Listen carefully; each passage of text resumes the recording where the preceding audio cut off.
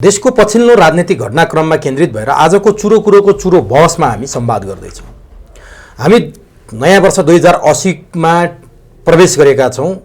सम्पूर्ण दर्शक जो यो कार्यक्रम हेर्दै हुनुहुन्छ तपाईहरूलाई 2080 सालको म मेरो व्यक्तिगत तर्फबाट र चुरो कुरो परिवारको तर्फबाट हार्दिक मङ्गलमय शुभकामना व्यक्त गर्दछु।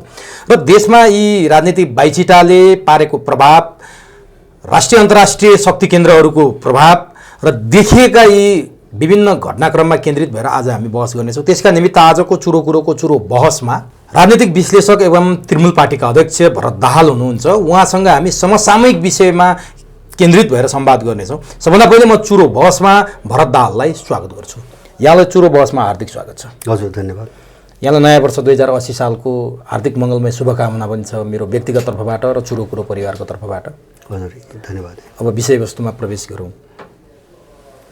पछिल्ला घटनाक्रमले के सङ्केत गरिरहेछन् भने जब 2080 सालमा हामी टेक्दै थियौँ, वैशाख 1 गते नयाँ वर्ष मनाउँदै थियौँ, त्यही बेला राजाको नयाँ वर्षको उपलक्ष्यमा आएको सन्देश र राजाको सन्देश लगत्तै प्रधानमन्त्री एवं माओवादीका अध्यक्ष पुष्पकमल दाहाल प्रचण्डले पेरिस डाँडामा पार्टी बैठकमा जुन कुरा ब्रिफिङ गरे, हामी परिवर्तनकामी शक्तिहरू देशको नेतृत्वमा प्रधानमन्त्री भए तापनि हामीले ल्याएको परिवर्तन उल्टिने खतरामा छ, हामीले पनि जोगाउन नसक्ने स्थिति सिर्जना हुने भयावह स्थिति पैदा भएको छ, कमरेडहरू यो विषयमा चाहिँ हामी चिन्तित हुनुपर्ने छ भनेर जुन किसिमको भनाइ सार्वजनिक गरे, राजाको वक्तव्य एकातिर छ, उनको सन्देश यसरी आएको छ, यी दुईटाको चाहिँ कुनै तादम्यता छ अथवा प्रचण्डले सार्वजनिक खपतका लागि मात्रै बोले, वास्तविकता के हो, के भइरहेछ? मैले यहाँबाट सुरु गरेँ। यस्तो हुन्छ, कुनै पनि जस्तो दुईटा विपरीत खालका देखिने घटनाहरू हुन्छन् नि, एउटा अर्कोसँग जोडिएको हुन्छ। जस्तो अहिले राजाको अभिव्यक्ति गएको 1-2 वर्ष यता विशेष गरिकन अलिकति मुखर, स्पष्ट र अलिक आक्रामक ढङ्गले चाहिँ आइरहेको देखिन्छ र पछिल्ला वक्तव्यहरू पुरै चाहिँ दल केन्द्रित, व्यवस्था केन्द्रित अथवा भ्रष्टाचार केन्द्रित पनि हुँदै गएका छन्। अब यस्तो अभिव्यक्ति किन आउँछ भन्छ भने यसको विपरीत अर्को जुन पाटो छ त्यो पाटो एकदमै कमजोर हुँदै गएको छ, हैन? त्यसकारणले त्यसको अर्को विरोधी पाटो चाहिँ तपाईँको बढी एग्रेसिभ हुने हो। जस्तो अर्को केबाट देखिन्छ भन्छ भने 2-4 वर्ष अगाडि ज्ञानेन्द्र, पूर्व राजा ज्ञानेन्द्र बोल्दाखेरि अहिले चाहिँ नागार्जुनबाट निकालिदिनुपर्छ, यसलाई चाहिँ गिरफ्तार गरेर थुन्नुपर्छ, यो बढी हुन थाल्यो भनेर दुनियाँभरि कुराहरू आउँथे। जस्तो त्यो बाबुराम पनि धेरै पटक बोलेको हो। अहिले यिनी सबैका मुख बन्द छन्, हैन? यसले चाहिँ विकासको प्रक्रिया यिनको विरुद्धमा कसरी जबरजस्त रूपमा अगाडि बढिरहेको छ भन्ने कुरो यतिबाट पनि देखिन्छ। जस्तो अब त्यसमा पनि माओवादी पङ्क्तिको के हो भन्छ भने जस्तो उनीहरूलाई के बुझेका छन् भन्छ भने जस्तो संविधान जारी भइसकेपछि यता आजका दिनसम्म आउँदा अब यो सङ्कट यसरी उल्टियो कि अहिले यिनकै कित्ता भनेको यो दलाल कित्ताभित्र एकले अर्कोलाई सिधाइदिने तपाईँको शत्रुतापूर्ण चाहिँ स्तरमा चाहिँ अन्तर्गत बढिरहेछ। जस्तो हिजोसम्मको इतिहास, 2-4 वर्ष अगाडिसम्मको इतिहास, यो सबै दलालहरू देश र यहाँको नेपालीका विरुद्धमा केन्द्रित थिए, एकजुट थिए। र पछिल्लो 2-3 वर्ष यतातिरको ट्रेन्ड के हो भन्छ भने यिनीहरू आफैभित्रै एकअर्का विरुद्ध केन्द्रित छन्, जो हामीले बाहिर देखिरहेछौँ। माने यो सङ्कट अब सुल्झने चाहिँ तपाईँको स्थितिमा स्तरमा छैन, हैन? जस्तो सुधार्न सकिने, यिनले पहल गरेर सुधार्न सकिने चाहिँ सीमा यसले पार गरेको छ।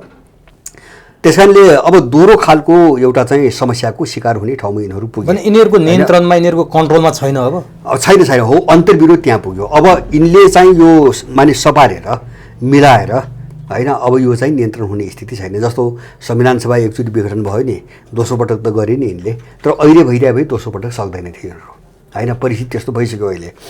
अब अहिले यिनको चाहिँ के हुन्छ भने जस्तो आफैभित्रबाट पनि चाहिँ सिद्धिने जोखिम बढ्दै गयो। आफैभित्रबाट भन्दाखेरि त्यो साम्राज्यवादीले चलाएका विभिन्न ग्याङ, पार्टी नामका ग्याङहरू, त्यही भित्रकै चाहिँ तपाईँको लडाइँबाट पनि जोगिन गाह्रो हुँदै गयो, हैन? अनि चाहिँ अब त्योभन्दा बाहिर जो देशभक्त शक्ति छ अथवा चाहिँ यहाँको जनता छ जसले यिनको अपराध हेरिरहेको छ, भोलि स्थिति अप्ठ्यारो आयो भने यिनीबाट जोगिन पनि असम्भव भयो।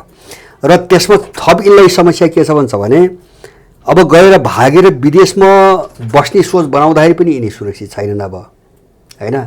किन हिजोका अपराधहरू हेर्दा यिनी सुरक्षित छैनन्। अब देशभित्र यिनी सुरक्षित हुने प्रश्नै आउँदैन। अब यो लगभग यिनीहरूले बुझे, अहिले मैले देखेको यिनीहरूले बुझे त्यस कारणले एक खालको एउटा मानसिक डिप्रेसनबाट गुजिरहेका छन् यिनीहरू र लगभग हाम्रो हातमा छैन, सबै गयो भन्नेमा चाहिँ यिनीहरूको बिचमा धेरै छलफल भएको छ। मैले पनि धेरै कुरा सुनेको छु। जस्तो यिनका कतिपय मान्छेहरू भेट्दाखेरि यिनीभित्र हताशा अथवा चाहिँ तपाईँको विक्षिप्तता एकदमै बढेको छ र यिनीहरू उही मर्दाको तेन्द्रो सहारा भन्छन् नि, हुने त केही पनि होइन। अब अहिले आएर तितर बितर भएका, टुटफुट भएका, लाखापाख लागेका सबै मान्छेलाई जोड्न पाए पनि होइन, कमसेकम एउटा घुर्की लगाउने अलिकति केही शक्ति त बन्थ्यो कि भन्ने चाहिँ चक्करमा गएका छन्। तर यो केही पनि हुँदैन, अब केही पनि जस्तो यहाँले अघि दलाल कित्ता भनेर भन्नुभयो भने अहिले जो दलाल कित्ताभित्रको झगडा भन्नु पनि जो सत्तामा छन् अथवा जो पार्टीहरू छन् जो चाहिँ अहिले राजनीतिको मूलधारमा आफूलाई प्रतिनिधित्व गर्छन्, तिनीहरू कित्ता एउटै हो र तिनीहरूलाई दलाल भनेर यहाँले सङ्केत गर्नुभयो। त्यसको अर्थ चाहिँ के? मैले सुन्नुहोस्, मैले पहिले अलिकति जो हो यो बहस एकदमै जरुरी छ नेपालमा होइन। जस्तो मान्छे भौँतारिरहेछन् नि अहिले मान्छेहरू, हामीले हेर्दा त त्यहाँ काङ्ग्रेस देख्छौँ, एमाले देख्छौँ, माओवादी देख्छौँ, राप्रपा देख्छौँ, अहिले आएका नयाँ पार्टी वैकल्पिक पार्टीहरू देख्छौँ। तर यहाँले सबैले एउटै कित्ता दलाल कित्ता भनेर यहाँ जस्तो मेरो सरकारको कुरा र आम नेपालीले बुझ्नुपर्ने केही कुराहरूतर्फ हाम्रो ध्यान जान आवश्यक छ। पहिले जस्तो अहिले जो ट्रेन आएको छ नि, मैले अघि नै भने नि यिनीहरू आफैभित्र काटमारको चरणमा गइरहेछन्। जो मैले भने नि यो ट्रेन चाहिँ यहाँको मात्रै होइन होइन, हामीले अलिकति विश्वलाई पनि हेर्न जान्नुपर्छ। जस्तो अमेरिका जस्तो देशमा रिपब्लिकन र डेमोक्रेटहरूले एकअर्कालाई दुश्मन घोषित गरिरहेछन्। त्यहाँका राम्ररी समाचार हेर्नुहोस् अहिले होइन। डोनाल्ड ट्रम्पले त यो अमेरिका सिद्ध्याउने चाहिँ दुश्मनी गिरोह हो भन्यो, अर्को गिरोहले जेल हाल्न खोज्दैछ, जेल हाल्छ नै, उसको लागि पुग्यो भने हाल्छ। र अमेरिकामा चाहिँ दुईटा चाहिँ मूल्य मान्यता बोकेका शक्तिहरूको बिचमा विरुद्ध हुने सम्भावना बढ्दै गएको छ, एउटा तस्बिर।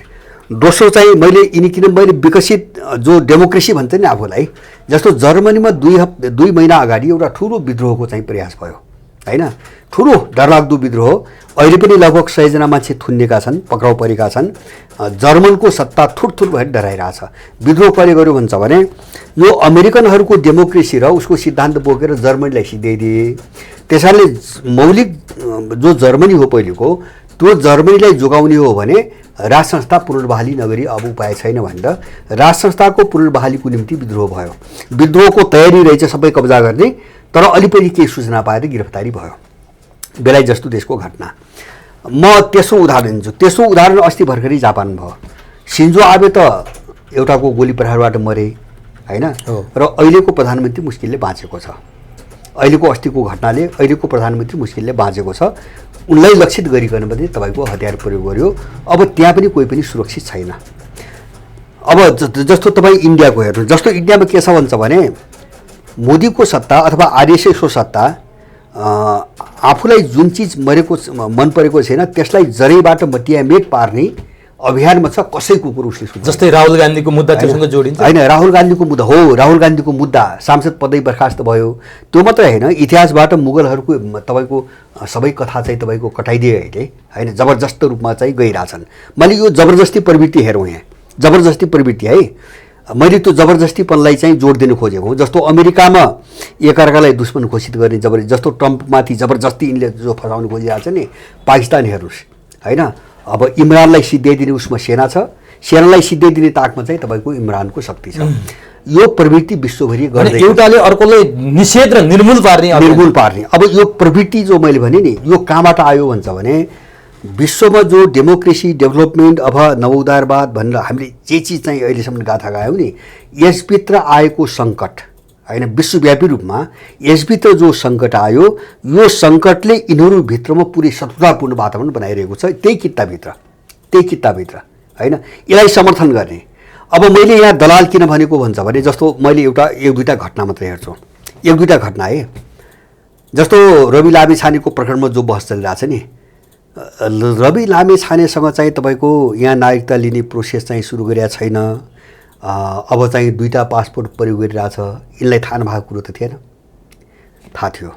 पार्टी खोल्न दिए, अब चुनाव लड्न दिए। पार्टी दर्ता गर्ने बेला मुद्दा परेको छ, निर्वाचन आयोगले हेरेन, फ्याँकिदियो। पुलिस कहाँ पठायो, पुलिसले चाहिँ घरमा थन्काइदियो होइन, सर्लक्क चुनाव जित्न दिए। अब मन्त्री भएपछि एउटा निर्णय भयो। अब मैले यहाँ तपाईँलाई कहाँ जोड्न चाहेको हुन्छ भने चुनावभन्दा अगाडि शेरबहादुर केपी प्रचण्डहरूको नामै लिएर यिनीहरूले यिनी भ्रष्टाचारी हुन् भनेर चाहिँ तपाईँको मुखै खोलेर बोलेका हुन्। यिनको सम्पत्ति छानबिन हुन्छ, राज्यलाई राष्ट्रियकरण हुन्छ गरे हुन्। त्यो यिनले के गरे भन्छ भने शक्ति सञ्चय गर्नुको निम्ति भनिहाले, तर त्यति जितौला भने यिनलाई चाहिँ कल्पना थिएन, त्यति चाहिँ मत जितिन्छ भन्ने कल्पना थिएन। अब जितिसकेपछि मन्त्री त खानु पर्यो, त्यहाँ त ठुलो कुरो त केही पनि छैन भित्र। अब मन्त्री हुनको ऊ प्रधानमन्त्री थियो बार्गेनिङ है, ऊ प्रधान र गृहमन्त्री थियो बार्गेनिङ। त्यसको निम्ति यिनीहरू शेरबहादुर कहाँ पनि गए, पहिले गएको त्यहाँ हो, किन ठुलो पार्टी यो कुरा त यहाँले सबभन्दा पहिला एक्सपोज हामी कहाँबाटै गरिदिनु भएको हो। अनि चाहिँ तपाईँको केपी कहाँ पनि गए, अब प्रचण्डको बनेपछि प्रचण्ड कहाँ पनि गए होइन। अब त्यहाँ गइसकेपछि यिनले चाहिँ जे मुद्दा उठाएको थिए त्यसलाई चाहिँ अगाडि बढाउनुको निम्ति काम त थालेन केही पनि। जस्तो त्यो करप्सनकै मुद्दा भयो, भ्रष्टाचारकै मुद्दा, काम त थालेन, सरकारमा त गए यिनैसँग। अब अर्को उदाहरण, अब मन्त्रीबाट गए, मन्त्रीबाट गइसकेपछि पनि अर्को चुनाव नहुँदासम्मको निम्ति त्यही गृहमन्त्री हामीलाई दिनुपर्छ भन्ने पनि यिनले माग गरे हो होइन। यिनले नदिएको हो, सरकारी पक्षले नदिएको हो। त्यो गृह मन्त्रालय अर्को चुनाव हुँदासम्मको निम्ति, हामी चुनावमा जितेर आउँछौँ, चुनाव हुँदासम्मको निम्ति त्यही गृह मन्त्रालय चाहियो भन्ने यिनीहरू गएको, उनले नदिएको हो।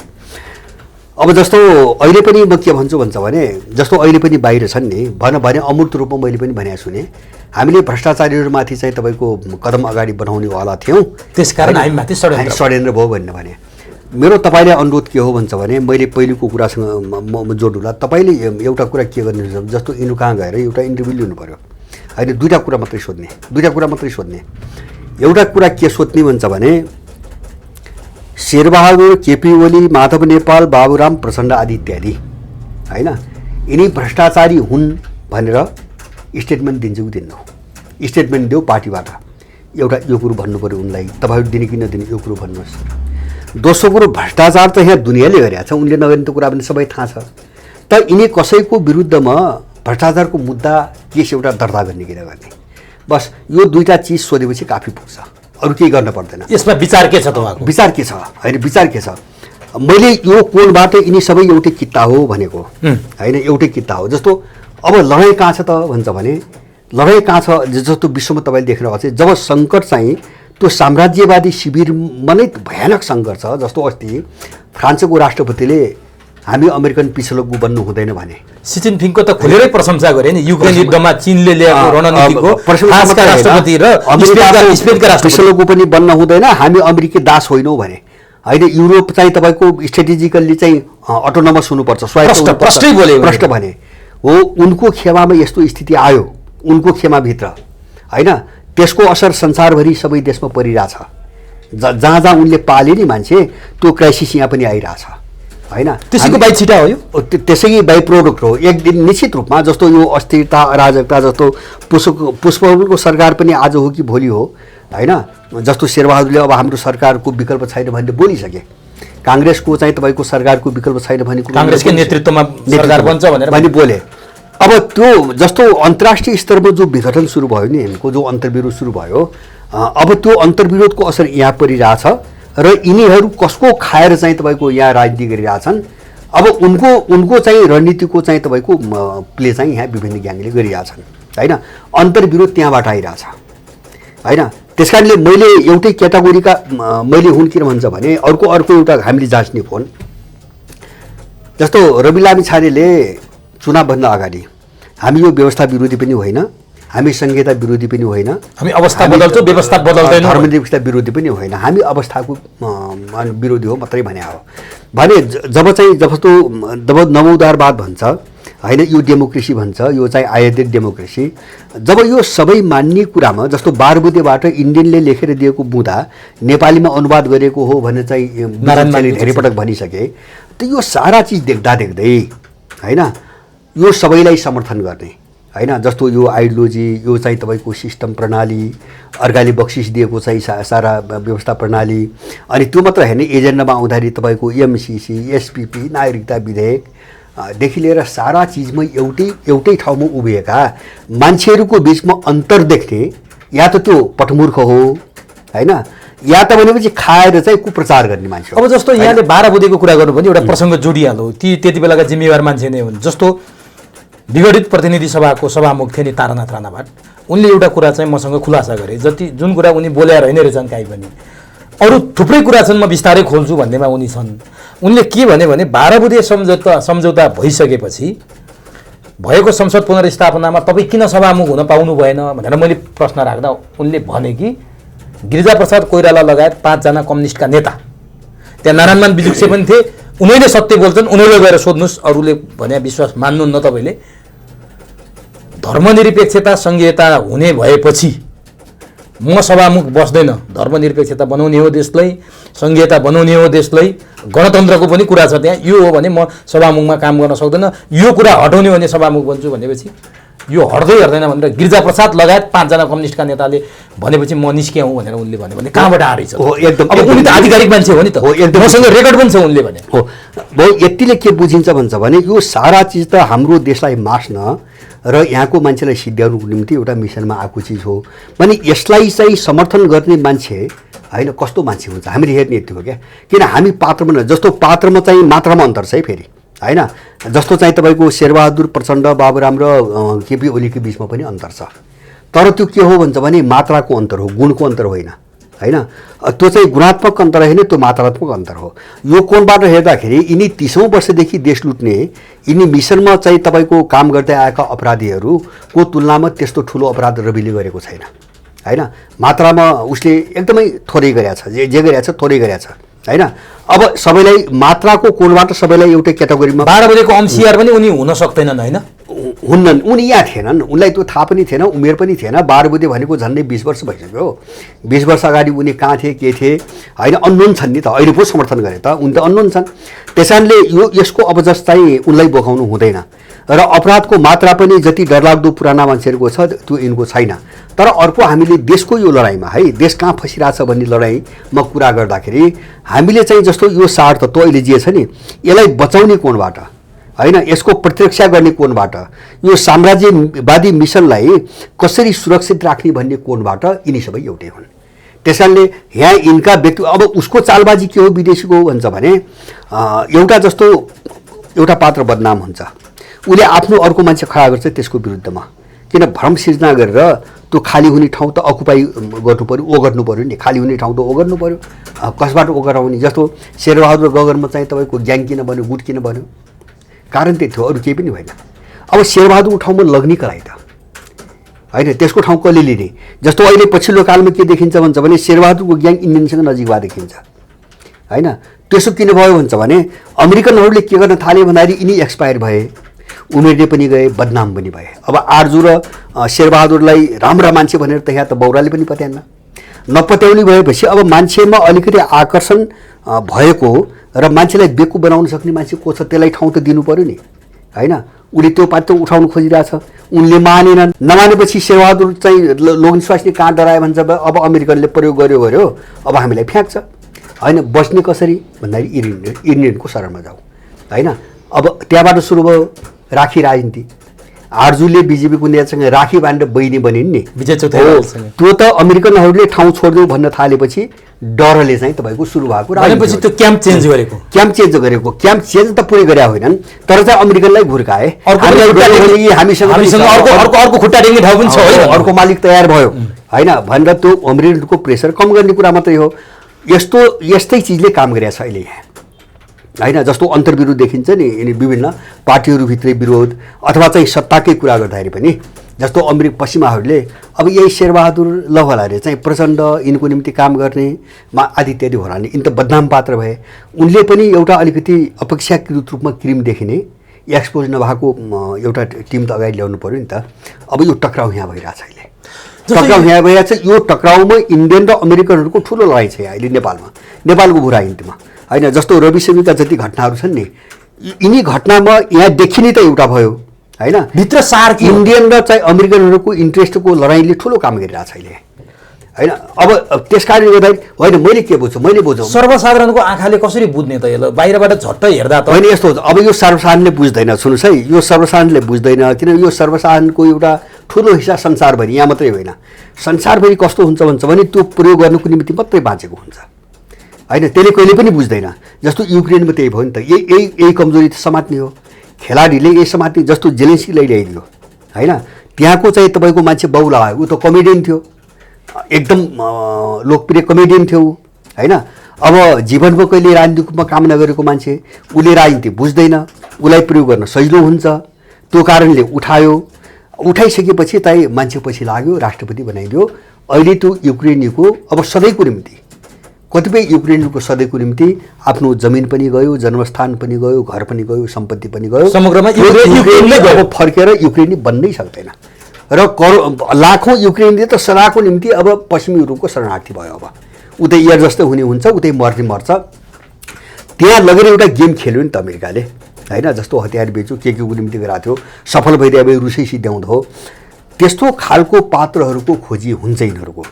र मैले के देख्छु अहिले यो झगडामा है, मैले यो चाहिँ जस्तो मैले भने तुलनात्मक रूपमा अपराधको मात्रालाई हेर्दाखेरि अब यिनी पुराना अपराधीहरूको हाराहारीमा राखेर रविको कुरा गर्न हुँदैन होइन।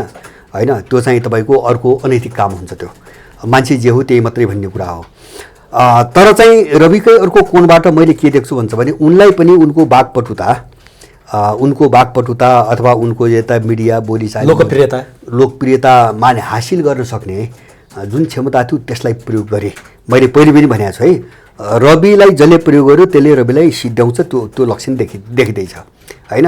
किन उनले के गर्छन् भन्छ भने जस्तो एउटाको काँधमा चढ्छन् र एउटा वातावरण बनाउँछन्, अनि ठ्याक्कै चाहिँ तपाईँको स्थापित अर्काले गर्छन्। जस्तो चाहिँ हामीले त विश्वमा धेरै देखेका छौँ। जस्तो तपाईँको सद्दाम हुसेनलाई कु गराएर सत्तामा ल्याएर इरानसँग 8 वर्ष लडाउनु त अमेरिका हो नि। 8 वर्ष लडायो होइन, खाडीमा ठुलो विभाजन ल्यायो, तेल कब्जा गर्यो, जहाँ आफ्नो पकड मजबुत बनाउनु पर्ने हो गर्यो। जस्तो साउदी त उसकै हातमा थियो, अब तपाईँको इराक पनि उसकै हातमा थियो। अनि त्यसपछि अब इराकले बुझ्यो इरानसँग चाहिँ तपाईँको युद्ध टुङ्गिसकेपछि त्यही सद्दामलाई शिकार बनाइदियो। बिन लादेनको त्यस्तै कथा देख्छौँ हामी। र अब मैले यो पछिल्लो तस्बिर हेर्दाखेरि मेरो अनुमान र मलाई धेरै चिज लाग्छ, यो हो जुन लाग्छ, रविलाई प्रयोग गर्ने शक्तिले होइन, उनलाई नचाहनेहरूले त गरिदिनै भए होइन। अब चाहिँ प्रयोग गर्ने शक्तिले पनि मलाई के छ, उनको बचकानापन, उनको केटाकेटी पनि, उनको महत्त्वाकांक्षा, अहङ्कार, अति घमण्ड र म के हुँ भन्ने जो उक्नेस हुन्छ नि मान्छेको, त्यसलाई प्रयोग गरे। र जस्तो अहिले चाहिँ सर्वोच्चबाट एकचोटि चाहिँ उनको निर्णय भयो। अब यो अहिलेको प्रकृति हेर्दाखेरि मलाई के लाग्छ भन्छ भने यो चुनावको लगत्तै फेरि त्यही निर्णय हुन्छ, यो 5 वर्ष भनेपछि फेरि अर्को चुनाव हुन्छ। अब यो खेल मैले कस्तो देख्दैछु भन्छ भने अब बनिसकेको एउटा जनमत जे जति रहन्छ नि, अब त्यहाँ जुन सङ्गठन रहन्छ नि, त्यो अरू कसैको हातमा ट्रान्सफर गरिँदैछ।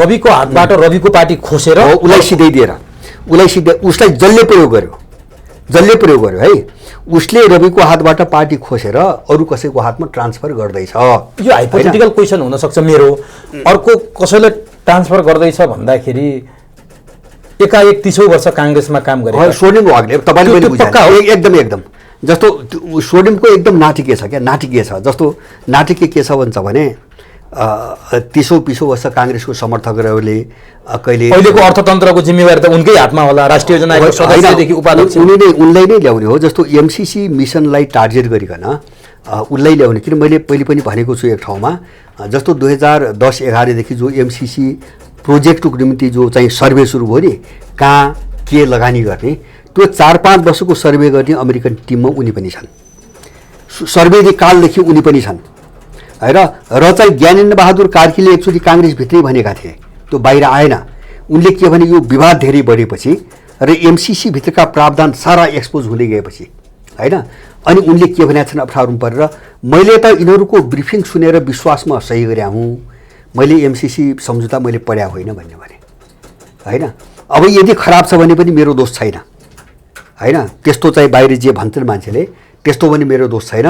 विशेष गरेर स्वर्णिम वाग्लेहरूको ब्रिफिङको विश्वास गरिकन मैले चाहिँ सिग्नेचर गरेका हुँ, मेरो कुनै पनि हात छैन। उनले त्यही भनेका छन्, ज्ञानबाट ठ्याक्कै त्यही भनेका छन्। अब त्यस कारणले उनले के गर्छन् भन्छ भने कतिपय मान्छेलाई प्रयोग गरिकन होइन, अनि एउटा वातावरण बनाएर ठ्याक्कै जस्तो क्रस गर्न त सजिलो हो नि त। जस्तो अब रविलाई चाहिँ सिधाइदिनु हो भने पनि आधार त भयो नि त, जस्तो पासपोर्ट त अर्को दोस्रो आधार भयो। ल नागरिकता त तपाईँको अब फेरि लिने प्रावधान थियो, फेरि लिए। जस्तो अहिले फौजदारी अभियोगमा दण्डित भयो भने त अब राजनीति गर्न त पाउँदैन नि, सधैँको लागि ड्यामेज भयो, त्यहाँबाट किल गरिदिने, किल गरेर चाहिँ त्यो भ्याकुम अर्कोबाट पूर्ति गर्ने। अब नबुझ्ने मान्छेहरू यस्तो शिकार हुन्छन् धेरै, र मलाई लाग्छ त्यो अमेरिकनहरूले रविलाई शिकार बनाइरहेछ। यो कुरा स्वयं रविलाई थाहा छ कि छैन?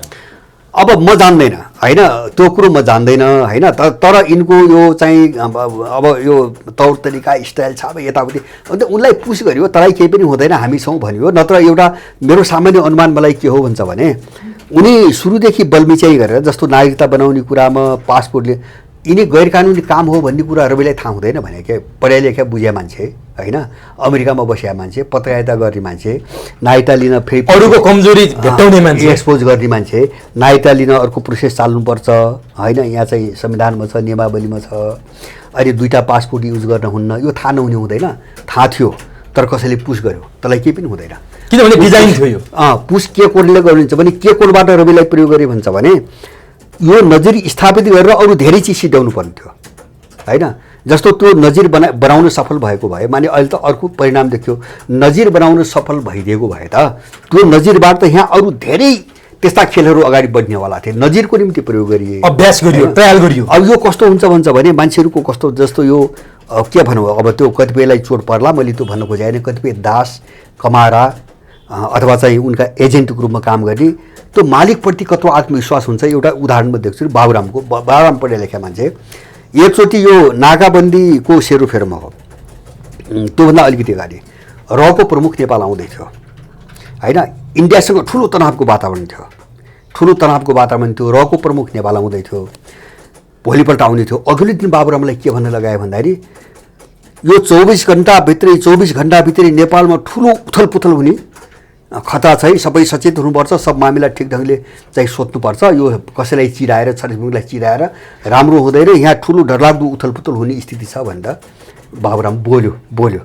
अब त्यो किन बोल्यो भन्छ भने भोलि रकमा आउँदै थियो, रले चाहे त जे पनि भइजान्छ भने उसको दिमागमा त्यो पसेको होइन, त्यो मालिक भक्ति हो क्या त्यो होइन। र भन्या त संसार पुरै म प्रणय ल्याइदिन सक्ने शक्ति हो भनेपछि अब यहाँ आएर के पनि के किन गर्नेवाला छ भन्ने उसलाई त्यही भन्ने आउनु भयो।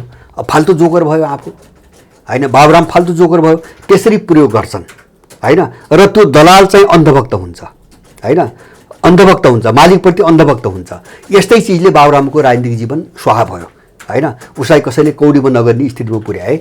मान्छे त्यसरी विकनेस प्रयोग गर्छन्, त्यसकारणले गर्दाखेरि माने विकनेस भनेको मान्छेका स्वभावहरू होइन, जस्तो स्वभावहरू, आचरणहरू, बानी बेहोराहरू, उसका महत्त्वाकांक्षाहरू, उसका सपनाहरू, धेरै चिज हुन्छ नि। कोही मान्छेलाई रातारात चाहिँ तपाईँको के नभइजाने चाहिँ सोख हुन्छ होइन, म छु त्यो भन्ने हुन्छ मान्छेलाई, नभए पनि यस्तै कमजोरीहरू मान्छेले प्रयोग गर्यो। जस्तो अहिले पछिल्लो कालमा पाकिस्तानी सेनाको चाहिँ महत्त्वाकांक्षा अमेरिकनले प्रयोग गरेर इमरानको सत्ता पुगो गराए।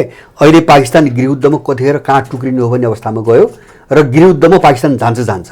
अहिले त्यस्तै फिलिपिन्सलाई अमेरिकाले फसायो, मार्कोसको छोरो चाहिँ राष्ट्रपति भयो, अहिले चाहिँ 4वटा थप मिलिटरी बेस अमेरिकाको स्थापना गर्न दिएर त्यो डुब्न लागेको अमेरिकाको पक्षमा नाङ्गिएर फिलिपिन्स जोखिममा पर्यो। उनले त प्रयोग गर्छन्, उनी हाम्रो को हुन् भने के होइन, प्रचण्डको को हो, अमेरिका बाउ होइन, उनका हामी सन्तान होइनौँ, न रविको न मेरो न अर्काको। उनले त प्रयोग गर्ने, अब प्रयोग गर्न औचित्य सक्यो अथवा प्रयोग भएन भने फ्याँकिदिने हो।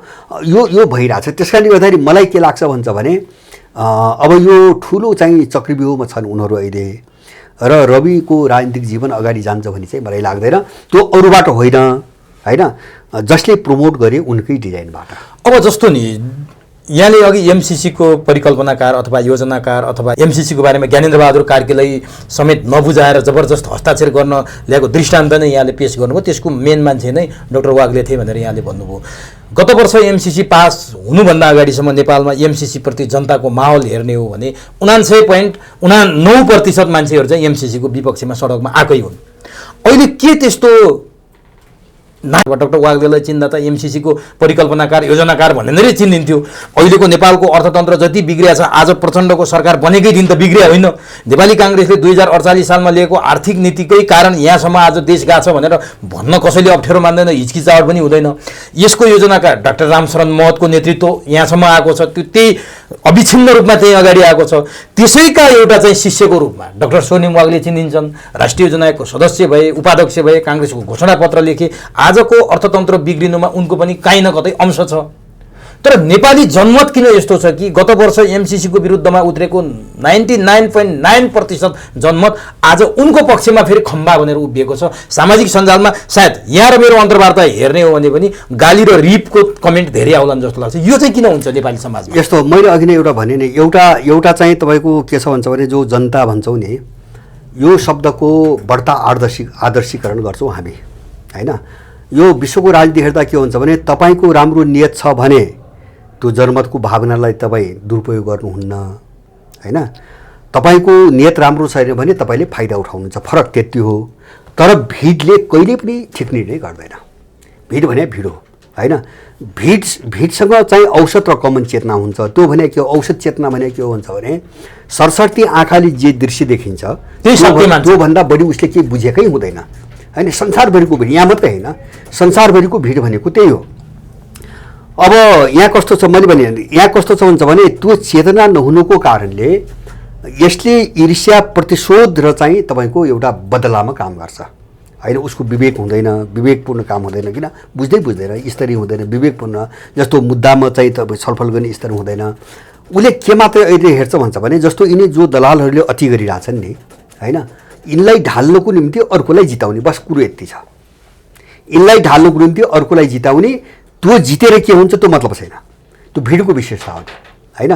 त्यो उनले जिताएको मान्छेले भोलि के गर्छ त्योसँग सरोकार भएन, किन भोलिको कुरा उसलाई थाहै हुँदैन, ऊ थाहा पाउन कोसिस पनि गर्दैन, रुचि पनि हुँदैन, तुरुन्तै मुड चेन्ज गरिहाल्ने के तुरुन्तै हो। यो जस्तो सेन्टिमेन्ट र भावना भन्दा माथि उसको चेतना हुँदैन, जस्तो ऊ इमोसनमा हुन्छ, होइन? इमोसनले माने एउटा उत्तेजनात्मक भावना हुन्छ नि, फैसला त्यसले गर्छ, भिडको फैसला, भिड मानिसको फैसला त्यसले गर्छ। अब त्यस कारणले गर्दाखेरि जस्तो अहिले हो त्यही हो प्रयोग गर्ने, मैले जेलेसीको भने नि, अमेरिकनले ठ्याक्कै त्यही मानसिकता हो। यहाँका जनताको यहाँ जसलाई नेता उठाएको छ, जसलाई नेतृत्व बनाएको छ, जसको पार्टीहरू खडा गरिदिएको छ, यहाँले भने जस्तो दलाल कित्ता जसरी निर्माण भएको छ, उनीहरूको सेन्टिमेन्ट्स भन्दा पनि जनताको सेन्टिमेन्ट्स बुझेर त्यहाँबाट व्यक्ति उठाउने हो। यहाँले भने जस्तो साम्राज्यवादी शक्तिले, जस्तो यहाँका जनताले विकल्प खोजिरहेछन् यति बेला, काङ्ग्रेस, कम्युनिस्ट अथवा काङ्ग्रेस, माओवादी, एमालेको विकल्पमा चाहिँ पार्टी पनि खोजेका छन्, राजनीतिक नेतृत्व पनि खोजेका छन्। यो बुझेर उसले आफै नेतृत्व निर्माण गरिदिने हो। एकदम जस्तो म तपाईँलाई एक दुईवटा उदाहरण दिन्छु। उनको रणनीति है, त्यो सबैतिर छ, एकतिर मात्र होइन। जस्तो माओवादीको एउटा इतिहास तपाईँको हेर्नुहोस्। अब प्रचण्डहरू आए, सत्तामा आएको केही वर्षमा प्रचण्ड बाबा गनाए, होइन? सुन्नुहोस्, गनाइसकेपछि अब उनमा आकर्षण तपाईँको घट्यो, घटिसकेपछि त्यहाँ फुटाउनु सुरु गरे, त्यो मिसनमै गरिरहेछन्। पहिला त प्रचण्ड र बाबुरामको पनि अहिले रविको जस्तै थियो नि त स्थिति, त सारा मान्छे फुटाउनु। जस्तो माओवादी फुट्यो, उनले किन फुटायो भन्छ भने, प्रचण्ड र बाबुरामले गरेका अपराधहरूलाई छिछि गर्ने पङ्क्ति त्यहाँ निस्क्यो, त्यसलाई कसरी ठेगान लगाउने, तह लगाउने, होइन? त्यो भट्केर अन्त गइदियो भने त बर्बाद हुन्छ भोलि। त्यसलाई त एउटा मियोमा त किलोमा त बाँधिराख्नु पऱ्यो नि।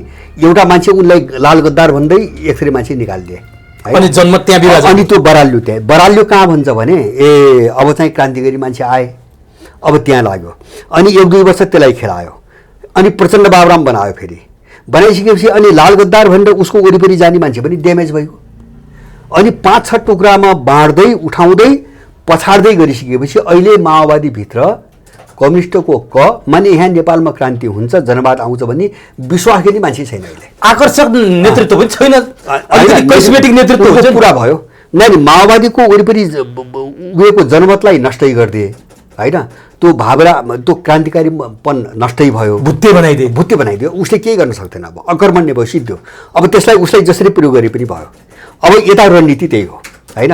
जस्तो मैले रणनीति बनाए के भन्छ भने, अब जस्तो रवि लामिछाने हिजो टेलिभिजनमा काम गर्दा अथवा त्यसपछि पनि उनको वाक्पटुता, होइन, कतिपय घटनाहरू उनले राम्ररी पनि गरे, जस्तो खाडीतिर बस्ने मान्छेहरू आदि इत्यादि, यहाँभित्रका कतिपय एक्सपोज गर्ने घटनाहरू। अब कसैले भन्छन् धेरै पैसा सौदाबाजी गरे खाए, त्यहाँ नजाउँ, तर केही देखिने राम्ररी काम गरेका थिए। अब एउटा वरिपरि जनमत त बन्यो नि, एउटा जनमत बन्यो, पछि लागिहाल्यो, पार्टी घोषणा गरिहाले, असहिष्णुता लिइहाल्यो भनेपछि त मान्छे त असहिष्णुता लिइसकेपछि अब केही वर्ष त उल्झिने त भयो नि, त्यहाँ त चित्त नबुझ्यो भने उल्झिने त भयो। अब त्यो चाहिँ तपाईँको त्यो राम्रो जनमत हो, पोजिटिभ हो फेरि, है, होइन? केही न केही राम्रो काम गर्नुपर्छ, अब यिनले गर्छन् कि भनेर आएको। अब ठ्याक्क त्यो जनमतलाई सदस्यतामा बाँधिसकेपछि अब ठ्याक्क चाहिँ अब वाग्लेहरूको खेल सुरु भयो, होइन? अब त्यो जनमत के भयो, ड्यामेज भयो। अब जस्तो अहिले तपाईँको जो चितवनमा तनहुमा उठिरहेछन् नि, हैन। हिजो तपाईँले भनेको एमसीसीको विरोध गर्ने 99.9% मध्ये पर्ने मान्छे हुन्। तिनी के भए? अहिले त 99.9% समर्थक भए फेरि। अब हो उसको दास भए, समर्थक भए, सिद्धै नभए। कति छिटो बिर्सिन्छ नि? होइन, हो मार्ने त्यो कमजोरीलाई नै समात्यो, अब मारिदियो। जस्तो चाहिँ उनीहरूले एउटा डिजाइनबाट त्यो एमसीसी विरोधी देशभक्तिपूर्ण भावना भएको एउटा तबका चाहिँ मारिदिए अब, होइन। अब सोडिम अग्लेलाई त्यसको अध्यक्ष बनाइदिए भने त्यो एमसीसी विरोध गर्ने जमात त त्यही बसिराख्ने बित्दा फस्यो नि त। अब मैले हामीले यो खेल सबै पार्टीबाट सबै भित्र छ, एक ठाउँ मात्रै पनि होइन। तर हामीले अलिक बढी शङ्कालु नजरले हेऱ्यौँ कि जस्तो रवि लामिछानेले जुन तरिकाले व्याख्या गर्यो, डाक्टर सोनिम वाग्लेले जुन तरिकाले व्याख्या गर्यो, यो उनका समर्थकहरू सुन्न तयार छैनन् क्या। नसुनुन्, होइन नसुनुन्। त्यो आलोचना किन सुन्न तयार छैन? त्यो भिड होइन, त्यो समर्थकको यस्तो हो। मैले भिडको कुरा गर्दैन, भिड निर्दोष हुन्छ, तर केही मान्छेहरू एकदम प्रशिक्षित प्लान्टेड नै हो, प्लान्ट एकदम प्रशिक्षित छन्। जस्तो चाहिँ कसले के बोल्यो भने कसरी आक्रमण गर्ने, कसरी आरोप लगाउने एकदम प्रशिक्षित छन्। तिनी मिडियामा बिल्कुल चाहिँ तपाईँको ड्युटी दिएर बसिहाल्छन्। अब त्यस्तो खालको क्रिमिनल ग्याङ सबैतिर हुन्छ, सबैले परिचालन गरे हुन्छ है। त्यस कारणले गर्दाखेरि त्यसको विरोधको कुनै औचित्य छैन। त हामीले चाहिँ जस्तो तपाईँ जस्तो मान्छेलाई चिन्ता मात्र के हुन्छ भने नेपाली चाहिँ यिनी सबै मुद्दामा लड्दाखेरि चाहिँ एमसीसी, एसपीपी, नागरिकता विधेयक अथवा चाहिँ तपाईँको गोविन्द गौतमको हत्यादेखि लिएर होइन, सीमा अतिक्रमण, होइन, एउटा नेपालीमा एउटा पन छ नि त, एउटा देशभक्तिको भावना त छ, कमसेकम भावना त छ नि। अब त्यो मर्नु किल हुनु भनेको हाम्रो टाउको दुखाइएको कुरा हो, खतरनाक र हो। तर साम्राज्यवादीले यसरी चाहिँ पजल गरिकन दिग्भ्रमित पारेर मान्छेहरूलाई खेलाउँदै कसैका पछि खेलाउँदै त्यसलाई किल गर्दै गयो भने उसको एउटा मानवीय रणनीति है नेपालको। मैले मानवीय रणनीति के गर्छु हुन्छ भने दुईटा कोणबाट डरलाग्दो आक्रमण गरिरहेछ। एउटा चाहिँ मैले भने नि सबै पार्टीभित्र यस्तो प्रयोग, होइन। जस्तो एउटा पात्र उठाउँछ, आकाशमा लाग्छ, सेलिब्रिटी बनाउँछ, अनि त्यसलाई पातालमा भास्छ र पातालमा भासेपछि अब त्यसको वरिपरि आशा गरेर मान्छे ऊ त छाँगाबाट खस्या हुन्छ, उसले त सोध्नै सक्दैन, अनि उड्दैन, थला पर्यो, त्यो मान्छे ढल्यो, त्यसको मानसिकता उड्दैन। एउटा यो प्रक्रियाबाट चाहिँ साइकोलोजी पुरै मारिदिने, सिद्धाइदिने, मनोविज्ञान पुरै टुटाइ नै दिने, होइन। अनि कहाँ पुर्याइदिने मान्छेलाई भन्छ भने जो आयो सबै त्यस्तै हो, राजनीति भने यस्तै रहेछ। जस्तो तपाईँ राजनीति भने यही नै हो भन्ने निष्कर्षमा जानुभयो भने जनतालाई होलसेलमा डिप्रेसनमा लैजाने रणनीति। डिप्रेसन, बिल्कुल डिप्रेसन। सुन्नुहोस् है, अर्को प्रयोग के छ नेपालमा हुन्छ भने यो 47 सालपछि र माओवादीहरू मार्फत तीव्र बनाइयो वैदेशिक रोजगार। अब त्यो रणनीति उनको के हुन्छ भन्छ भने 3 चरणको रणनीति हुन्छ। जस्तो एउटा एलिनेसन भन्छ, अलगाव। जस्तो घर परिवारबाट समाजबाट अलग्याइदिए, वैदेशिक रोजगार भने बाध्यता सिर्जना गरी बेरोजगारी ल्याए, काम गर्ने ठाउँ दिएनन्, गर्नेलाई पनि गर्न दिएनन्, गयो, अलगावमा पर्यो मान्छे, सबैतिरबाट अलग थलग। अनि चाहिँ जस्तो सबैतिरबाट एक्लिएको मान्छेमा फ्रस्ट्रेसन आउँछ। दोस्रो चरण निराशा, होइन। एक्लो छ नि बिचारा, यो विदेशमा बस्ने मान्छे हेर्नुहोस् त, श्रीमती कता छन्, छोराछोरी कता छन्, बाउ आमा कता छन्, गाउँघरका सङ्गसाथी कता छन्, देश कता छ, होइन। तपाईँको 18 घन्टा जुटेको छ अर्काको आमा विदेशमा, मान्छेलाई डिप्रेसन हुँदैन। अनि चाहिँ तपाईँको त्यहीबाट विकृति आउँछ, ऊ फ्रस्ट्रेसनमा गयो। अनि तेस्रो चरण के हुन्छ भने त्यो फ्रस्ट्रेसन बढ्दै मान्छे यस्तो ठाउँमा जान्छ, यी देश यस्तो छ, यहाँ पनि आशा छैन, केही पनि त्यसले हेरिरहेछ, उहाँ जिन्दगी त्यस्तो छ। अनि दिमागमा एउटा भ्याकुम खडा हुन्छ, खालीपन, फ्रस्ट्रेसनपछि खालीपन खाली हुन्छ, उसले केही सोच्नै सक्दैन, राम्रो नराम्रो, उचित अनुचित ऊ सुन्न पनि चाहन्न, सोध्न पनि सक्दैन। हो, त्यो भ्याकुमलाई प्रयोग गरेर त्यसलाई बमको रूपमा चाहिँ तपाईँको अगाडि बढाउने योजनामा यो सबै काम भइरहेछ। वैदेशिक रोजगारको काम यहाँबाट आइरहेछ, होइन। अब त्यो भ्याकुम के हुन्छ भन्दा अब त्यो खाली दिमागमा त जे भरिदिए पनि भयो नि त। राम्रो चिज भरे त सप्रेला मान्छे, होइन, नराम्रो चिज भर्नु त डरलाग्दो भयो। अब यो मानवीय रणनीति हो। मैले भने नि पार्टीको वरिपरि जोडेर मान्छेलाई किल गर्ने, होइन। जस्तो यसको निम्ति यिनले बहस सुनौँ न, पुस्ताको बहस रे, पुस्तामा हुन्छ, होइन। त्यसले काम गर्छ कि गर्दैन भन्ने कुरो पुस्तामा हुन्छ, होइन। त्यो त दृष्टिकोणमा हुने हो, दिमागमा हुने हो, त्यो सोच र भिजनको कुरा हो। तर भिजनमा बहस यहाँ कहिले सुन्नुभयो? यिनको जस्तो गगन र शेरबहादुरको बिचमा भिजनको बहस सुन्नुहुन्छ, बाबुराम र प्रचण्डको बिचमा भिजनको बहस सुन्नुभयो? यिनले कहाँ गर्छन्? नयाँ कि पुरानो पुस्ता, अब प्रत्यक्ष निर्वाचित कि संसदबाट निर्वाचित, होइन, व्यवस्था कि अवस्था, होइन। अनि चाहिँ हुँदा त के भन्छ भने यो व्यक्ति कि त्यो व्यक्ति भनेपछि मान्छे कहाँ घुमाइरहेछन् भन्छ भने उनको सार चिज चाहिँ जीवित राखेर बाँकी बचाएर यो 7 सालदेखिको एउटा प्रक्रियाको एउटा रूप हो क्या। जस्तो 7 सालमा विदेशीहरू एउटा थमाइदिए, होइन, प्रजातन्त्र पनि थमाइदिए। अब त्यसको नाम हेर्नुहोस् न, 7 सालमा गनायो, 7 सालपछि गनायो, बदनाम भयो होइन, बदनाम भयो होइन। 7 सालदेखि 17 सालमा त काङ्ग्रेसले त लुट्न त कसैले पनि बाँकी राखेन नि, जो विरोधी थिए, गनायो। अब त्यो मात्र होइन, कस्तो अपराध गर्यो तपाईँको के अरे इन्डियन सैनिक मिसन ल्याउने, नेपाली सेना विघटन गर्ने, गण्डकी बेच्ने, कोशी बेच्ने, अनि चाहिँ तपाईँको इन्डियनलाई आदिवासीको नाताले नागरिकता दिने, त्रिभुवनको सल्लाहकार चाहिँ इन्डियन राख्ने, क्याबिनेटमा चाहिँ प्रस्ताव चाहिँ इन्डियन राजदूतले लैजाने, सबै गर्यो नि। अनि चाहिँ तपाईँको 47 सालपछि के भयो, त्यही प्रजातन्त्र मात्रै भन्दाखेरि त्यो बदनाम हुन्छ, हिजोको झल्को आउँछ भनेर बहुदलीय प्रजातन्त्र भने, बहुदलीय फुलबुट्टा जोड्यो। अब 63 पछि त्यो बहुदल बदनाम भयो, काण्डले बदनाम भयो होइन, हत्याकाण्ड भ्रष्टाचारका काण्डले बदनाम भयो। अनि त्यसलाई लोकतन्त्र भने, शब्द चाहिँ हेर्नुहोस् न, लोकतन्त्र त सुनेको छैन यहाँको मान्छेले, यो त नयाँ आयो भन्ने पऱ्यो उसलाई। अनि चिज उही छ, त्यो बदनाम चिजको नाम बदल्ने, पात्र बदल्ने र त्यसको जो सार तत्त्व हुन्छ नि त्यसलाई जारी राख्ने। बस अहिले यिनीका बिचको लडाइँ त्यति हो होइन। जो यो आयातिक तन्त्र, दलाल तन्त्र छ नि होइन, यसको अन्तर्वस्तु, यसको सिद्धान्त, त्यही भएर यो कितालाई यहाँले दलाल किता हो। मैले दलाल किता, अब अर्को कुन किता छ त यहाँ? किता त किन हुनु, जस्तो तब हो, यही हो समस्या।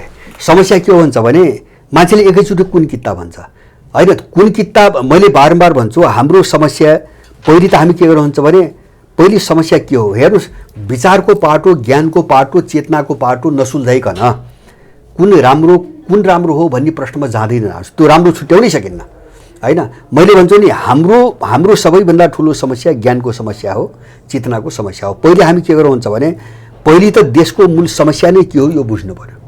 त्यो नबुझ्दा के गरिरहेछ यहाँको मान्छे, यी दलालहरूभित्र चाहिँ यो कि त्यो भनेर उफ्रिरहेछ, टाउको फोडेछ हो। यो ज्ञानको समस्या हो, किन चाहिँ यो व्यवस्थाहरू, यो यहाँको भुराइदिनु नै बुझिरहेको छैन मान्छेले, देश कहाँ फसिरहेको छ भने। जस्तो एउटा कुरा नि होइन, सुन्नु, मैले भने यो नबुझिकन तपाईँको समाधान के हो भन्ने त प्रश्नै आउँदैन नि। जब तपाईँ समस्या बुझ्नुभएको हुन्न, तपाईँ के समाधान दिनु छ होइन। मान्छे त यहाँ फसिरहेछ, त्यस कारणले विकल्प के भन्ने जानुभन्दा अगाडि पहिले समस्या के भन्नेमा जानु पऱ्यो क्या। मैले बारम्बार भनेको समस्या के, जस्तो मैले विकल्प भन्नु अरे त्यो मान्छेले मान्दैन। किन उसले विकल्प व्यक्ति देखिरहेछ, किन देखिरहेछ भन्छ भने उसले समस्या बुझिरहेको छैन, देशको समस्या के हो भन्ने नै उसलाई थाहा छैन। अनि उसले मेरो कुरो कसरी सुन्छ, लडाइँ यहाँ हो अहिले। त्यस कारण विकल्प छन् नभए होइन, त्यो शक्ति निस्किने त हेर्नुहोस्, यस्तो तरल राजनीतिमा तपाईँको मैले ढाँटेको होइन, अलिकति मान्छेले छलफल गर्ने, कोसिस गर्ने, बहस गर्ने, राम्रो चिज अब बुझ्नुपर्छ है भन्ने बाटोमा जाने हो भने 6 महिनामा यो सबै चिज। अब यसो गर्न सकिँदैन, जस्तो हामीले जहिले पनि नराम्रो कुरा चाहिँ देख्यौँ के हाम्रो अगाडि, जस्तो दलाल किता भन्यौँ, उनीहरू विदेशीको लागि काम गर्छन् भन्यौँ, देश ध्वस्त भएको छ, चाहे अर्थतन्त्रको हेर्नुहोस्, चाहे न्यायालय हेर्नुहोस्, चाहे सामाजिक सद्भाव हेर्नुहोस्, सबै खलबलिएको बिथोलिएको अवस्था छ। यो देखियो, जनता बिहान उठ्दा कुनै राम्रो कुरा देख्यो भने त्यसको दिमागमा नराम्रो कुरा हराउला र राम्रो मात्रै बस्ला हरेक नागरिक। तर यहाँ के भने हरेक कोणमा, हरेक ठाउँमा नराम्रो मात्रै देख्यो। अब राम्रा कुरा पनि अगाडि ल्याइदिउँ न त, त्यो राम्रो कुरा के हो त्यसलाई अगाडि ल्याइदिएर नराम्रो कुरा जित्न सकिँदैन। होइन, यस्तो तर्क वितर्कमा जित्न सकेला है त हामीले अलिकति व्यावहारिक हौँ। साँच्चीकै भन्ने सुन्नुहोस्, हामी व्यावहारिक बन्नु पर्यो। जस्तो हामी कस्तो कोरा आदर्शवादी छौँ भन्छ भने, अब हामीले चाहिँ राम्रो कुरो भन्ने बित्तिकै सबैले मानिहाल्छ भन्नेमा छौँ। मान्छेको नेचर के हो भन्छ भने, मान्छेले अनुभवमा झट्का नखाइकन मान्छेले बुझ्दैन होइन। योभन्दा जनताले झट्का खानुपर्ने अब के छ हेर्नु त, यहाँ झट्कै खाएको छैन, अझै छ। नेपालमा झट्का खाने समय आयो, नेपालीले झट्का खाएको छैन है, समस्या त्यहाँबाट आइरहेछ। हजुर होला, उसको भावना पवित्र छ, त्यसलाई मिसयुज गरिरहेको छन्, त्यो म बुझ्छु होइन। तर नेपाली जसरी घुमिरहेछ नि, यो सारा देख्दै तपाईँले भन्नुभयो नि एमसिसी त सुनेको छ नि त होइन, कसका पछि दौडिरहेको छ। म एउटा उदाहरण दिन्छु, एउटा प्रवृत्तिको क्या। नेपाली कहाँ फसिया छ, जस्तो हिजो नेपालका लागि नेपाली भनेर सडकमा चाहिँ आह्वान गर्ने बित्तिकै 10-15 हजार मान्छे निस्किन्थे होइन। त्यसको नेतृत्व गर्ने बालकृष्णले कति मत पायो? 500 होइन, 500। तिनी मान्छेले आफूलाई सोच्नुपर्छ कि पर्दैन? बालकृष्ण त अपराध गरेका मान्छे त होइन नि। ल, मसँग धेरै चिज नमिल्ला, उनी मसँग छैनन् पनि, तर टनकपुर सम्झौतादेखि निरन्तर देशको निम्ति लड्दै आयो, नागरिकताको विषयमा, नागरिकता विषय उसले पाछ 500 होइन। तर त्यो भोट दिने मान्छेले कहिले नामै नसुनेको होइन, यो देशको निम्ति कुनै कामै नगरेको मान्छेलाई गएको छ तपाईँको 20-25 हजार भोट। त्यो मान्छेको समस्या हो कि होइन त्यो होइन। यो समस्या हामीभित्र छ भने हामीले बुझ्नु पर्दैन, त्यसको शिकार हुने हो यहाँको मान्छे। अब त्यही चाहिँ प्रवृत्तिको शिकार हुने हो यहाँको मान्छे। होइन मान्छेले जस्तो देख्दा यो गलत हो भन्ने थाहा छ मान्छेलाई, म गलत गरिरहेको छु भन्ने थाहा छ। होइन थाहा छ कि छैन म जान्दैन होइन। मैले भने एउटा बालकृष्ण अरूको कुरा मैले गरेँ नि, त्यति त बालकृष्ण के गरिरहेको छ त्यो त थाहा छ नि त मान्छेलाई होइन। त्यो थाहा छ नि त, काममा हेर्नु पऱ्यो नि उसको बोली रुखो सोको होला, कसैलाई मन नपर्ला, मलाई पनि नपर्ला। अब बोली र चाहिँ उसको व्यक्तित्व देशको लागि घात त गरेछ मान्छे, त घात त गरेको छैन नि त, लड्दै आएको मान्छे हो नि त। अनि अहिले चाहिँ हामीले सुन्दै नसुनेको मान्छेलाई भोट जब दिन्छ भने अनि त्यो मान्छेले आत्मसमीक्षा गर्नु पर्दैन, म त्यो कति कमजोर छु भनेर त्यसले समीक्षा गर्नुपर्छ पर्दैन भने यो समस्या नेपालीहरूमा छ। सुन्नुहोस् है, त्यो जनताभन्दा एकदम सबै इमान्दार सोझा राम्रा यस्तो चाहिँ वाहियात काल्पनिक भावनामा बग्ने किन यसरी भयो? होइन, केही कुरामा खुसी भयो भने तुरुन्तै खुसी भइहाल्ने, केही कुरामा रिस उठ्यो, सानो इस्युमा रिस उठ्यो भने तुरुन्त विरोधी। यो समाजशास्त्रीय कोणबाट ठुलो अध्ययनको विषय हो, ठुलो अध्ययनको विषय हो। अब यसका पछाडि धेरै कारण छन्। मैले एउटा 2-3टा मैले मेजर कारण देख्छु है। अब यो विषय म कुनै दिन विस्तृत गरौँला, गर्नुपर्ने आवश्यक छ। जस्तो पहिलो नेपालको जुन निर्माण भयो नि देशको, यसको पृष्ठभूमि धार्मिक सांस्कृतिक छ होइन। माने एउटा सभ्यता धर्म संस्कृतिको चाहिँ काखमा नेपालको निर्माण भएको हो। यो कुनै पोलिटिकल सङ्घर्षबाट बनेको देश होइन होइन। त्यस कारणले त्यो सङ्घर्षको मामिलामा नेपाली कमजोर छ, नम्बर 1 होइन। माने हामीले इतिहासको धारा पनि हेर्नुपर्छ, हामी कहाँबाट आइरहेछौँ। दोस्रो चिज चाहिँ तपाईँको के छ भन्छ भने कुनै पनि देशको उत्पादनको चाहिँ स्तर, अर्थतन्त्रको स्तर, अब त्यहाँको सामाजिक सम्बन्धको स्तर हेरिकन मान्छेको चेतना बन्ने हो होइन। हाम्रो सामाजिक संरचना र अर्थतन्त्र साह्रै पिछडिएको छ, कमजोर छ। त्यसको रिफ्लेक्सन हाम्रो दिमागभित्र छ, हाम्रो स्तर कमजोर छ, चेतना कमजोर छ होइन। त्यसले काम गरिरहेछ, नम्बर 1। दोस्रो के छ भन्छ भने मैले एउटा पृथ्वीमान शाहको पुस्ता चाहिँ हेर्छु होइन। फाटाफुट्टा आफ्नो क्षेत्रमा अरू पनि लड्यो होलान्, तर एउटा ठुलो लडाइँ, एउटा देश निर्माणको ठुलो लडाइँ लड्ने पुस्ता पृथ्वीमान शाहदेखि भीमसेन थापासम्म हो। त्यो पुस्ता बाहेक अगाडिको वा पछाडिको नेपालीले देशको निम्ति चाहिँ एक कौडी लगानी गरेका छैन। र यहाँको मान्छे आकाशमा सुत्नु परे पनि छैन, किन प्राकृतिक रूपले त भव्य छ, नेपाल त सम्पन्न छ, यो त दुष्टहरूले यस्तो बनाएको हो। यहाँको मान्छे आकाशमा सुत्नु परे पनि छैन, आकाशमुनि होइन। र भात खान नपाएर मर्नु पनि परेको छैन हो। त्यसले गर्दाखेरि नेपाली एकदमै खराब भइसकेको छ, बानी बिग्रियो, गैर जिम्मेवार भयो क्या। माने उत्तरदायित्व बोध भएन, किन भन्छ भने लगानी गरेका छैन क्या। देश निर्माणमा लगानी गरेका छैन, समाज निर्माणमा लगानी गरेका छैन, सबै चिज पुगेको थियो, खाएर बाँच्यो, पुर्खाले बनायो भनेको छ हो। यसले गर्दाखेरि जिम्मेदारी जो बोध हुन्छ नि त्यो कमजोर छ, नेपालीहरूको कमजोर छ होइन। एउटा चाहिँ परिवेश, जस्तो आर्थिक सामाजिक एउटा परिवेश मैले भने, त्यसको पछौटेपनले कमजोर चेतना। अर्को चाहिँ उसको आफ्नो ठोस लगानी, जस्तो मैले भने दक्षिण कोरियालाई 2021 सालमा नेपालबाट त्यहाँको भुखमरी टार्न 25,000 मेट्रिक टन चाहिँ चामल चन्दा दिइएको थियो होइन। त्यो देशमा आज हामीले चाहिँ तपाईँको गुलाम पठाउँछौँ, बेच्छौँ होइन। जसलाई हामीले चामल ल्याएको थियौँ भात खानुको निम्ति होइन, मर्नबाट बचाउनुको निम्ति 21 सालमा, धेरै ठुलो कुरा पनि होइन। माने अब दक्षिण कोरिया किन त्यसरी उठ्यो? इगो थियो।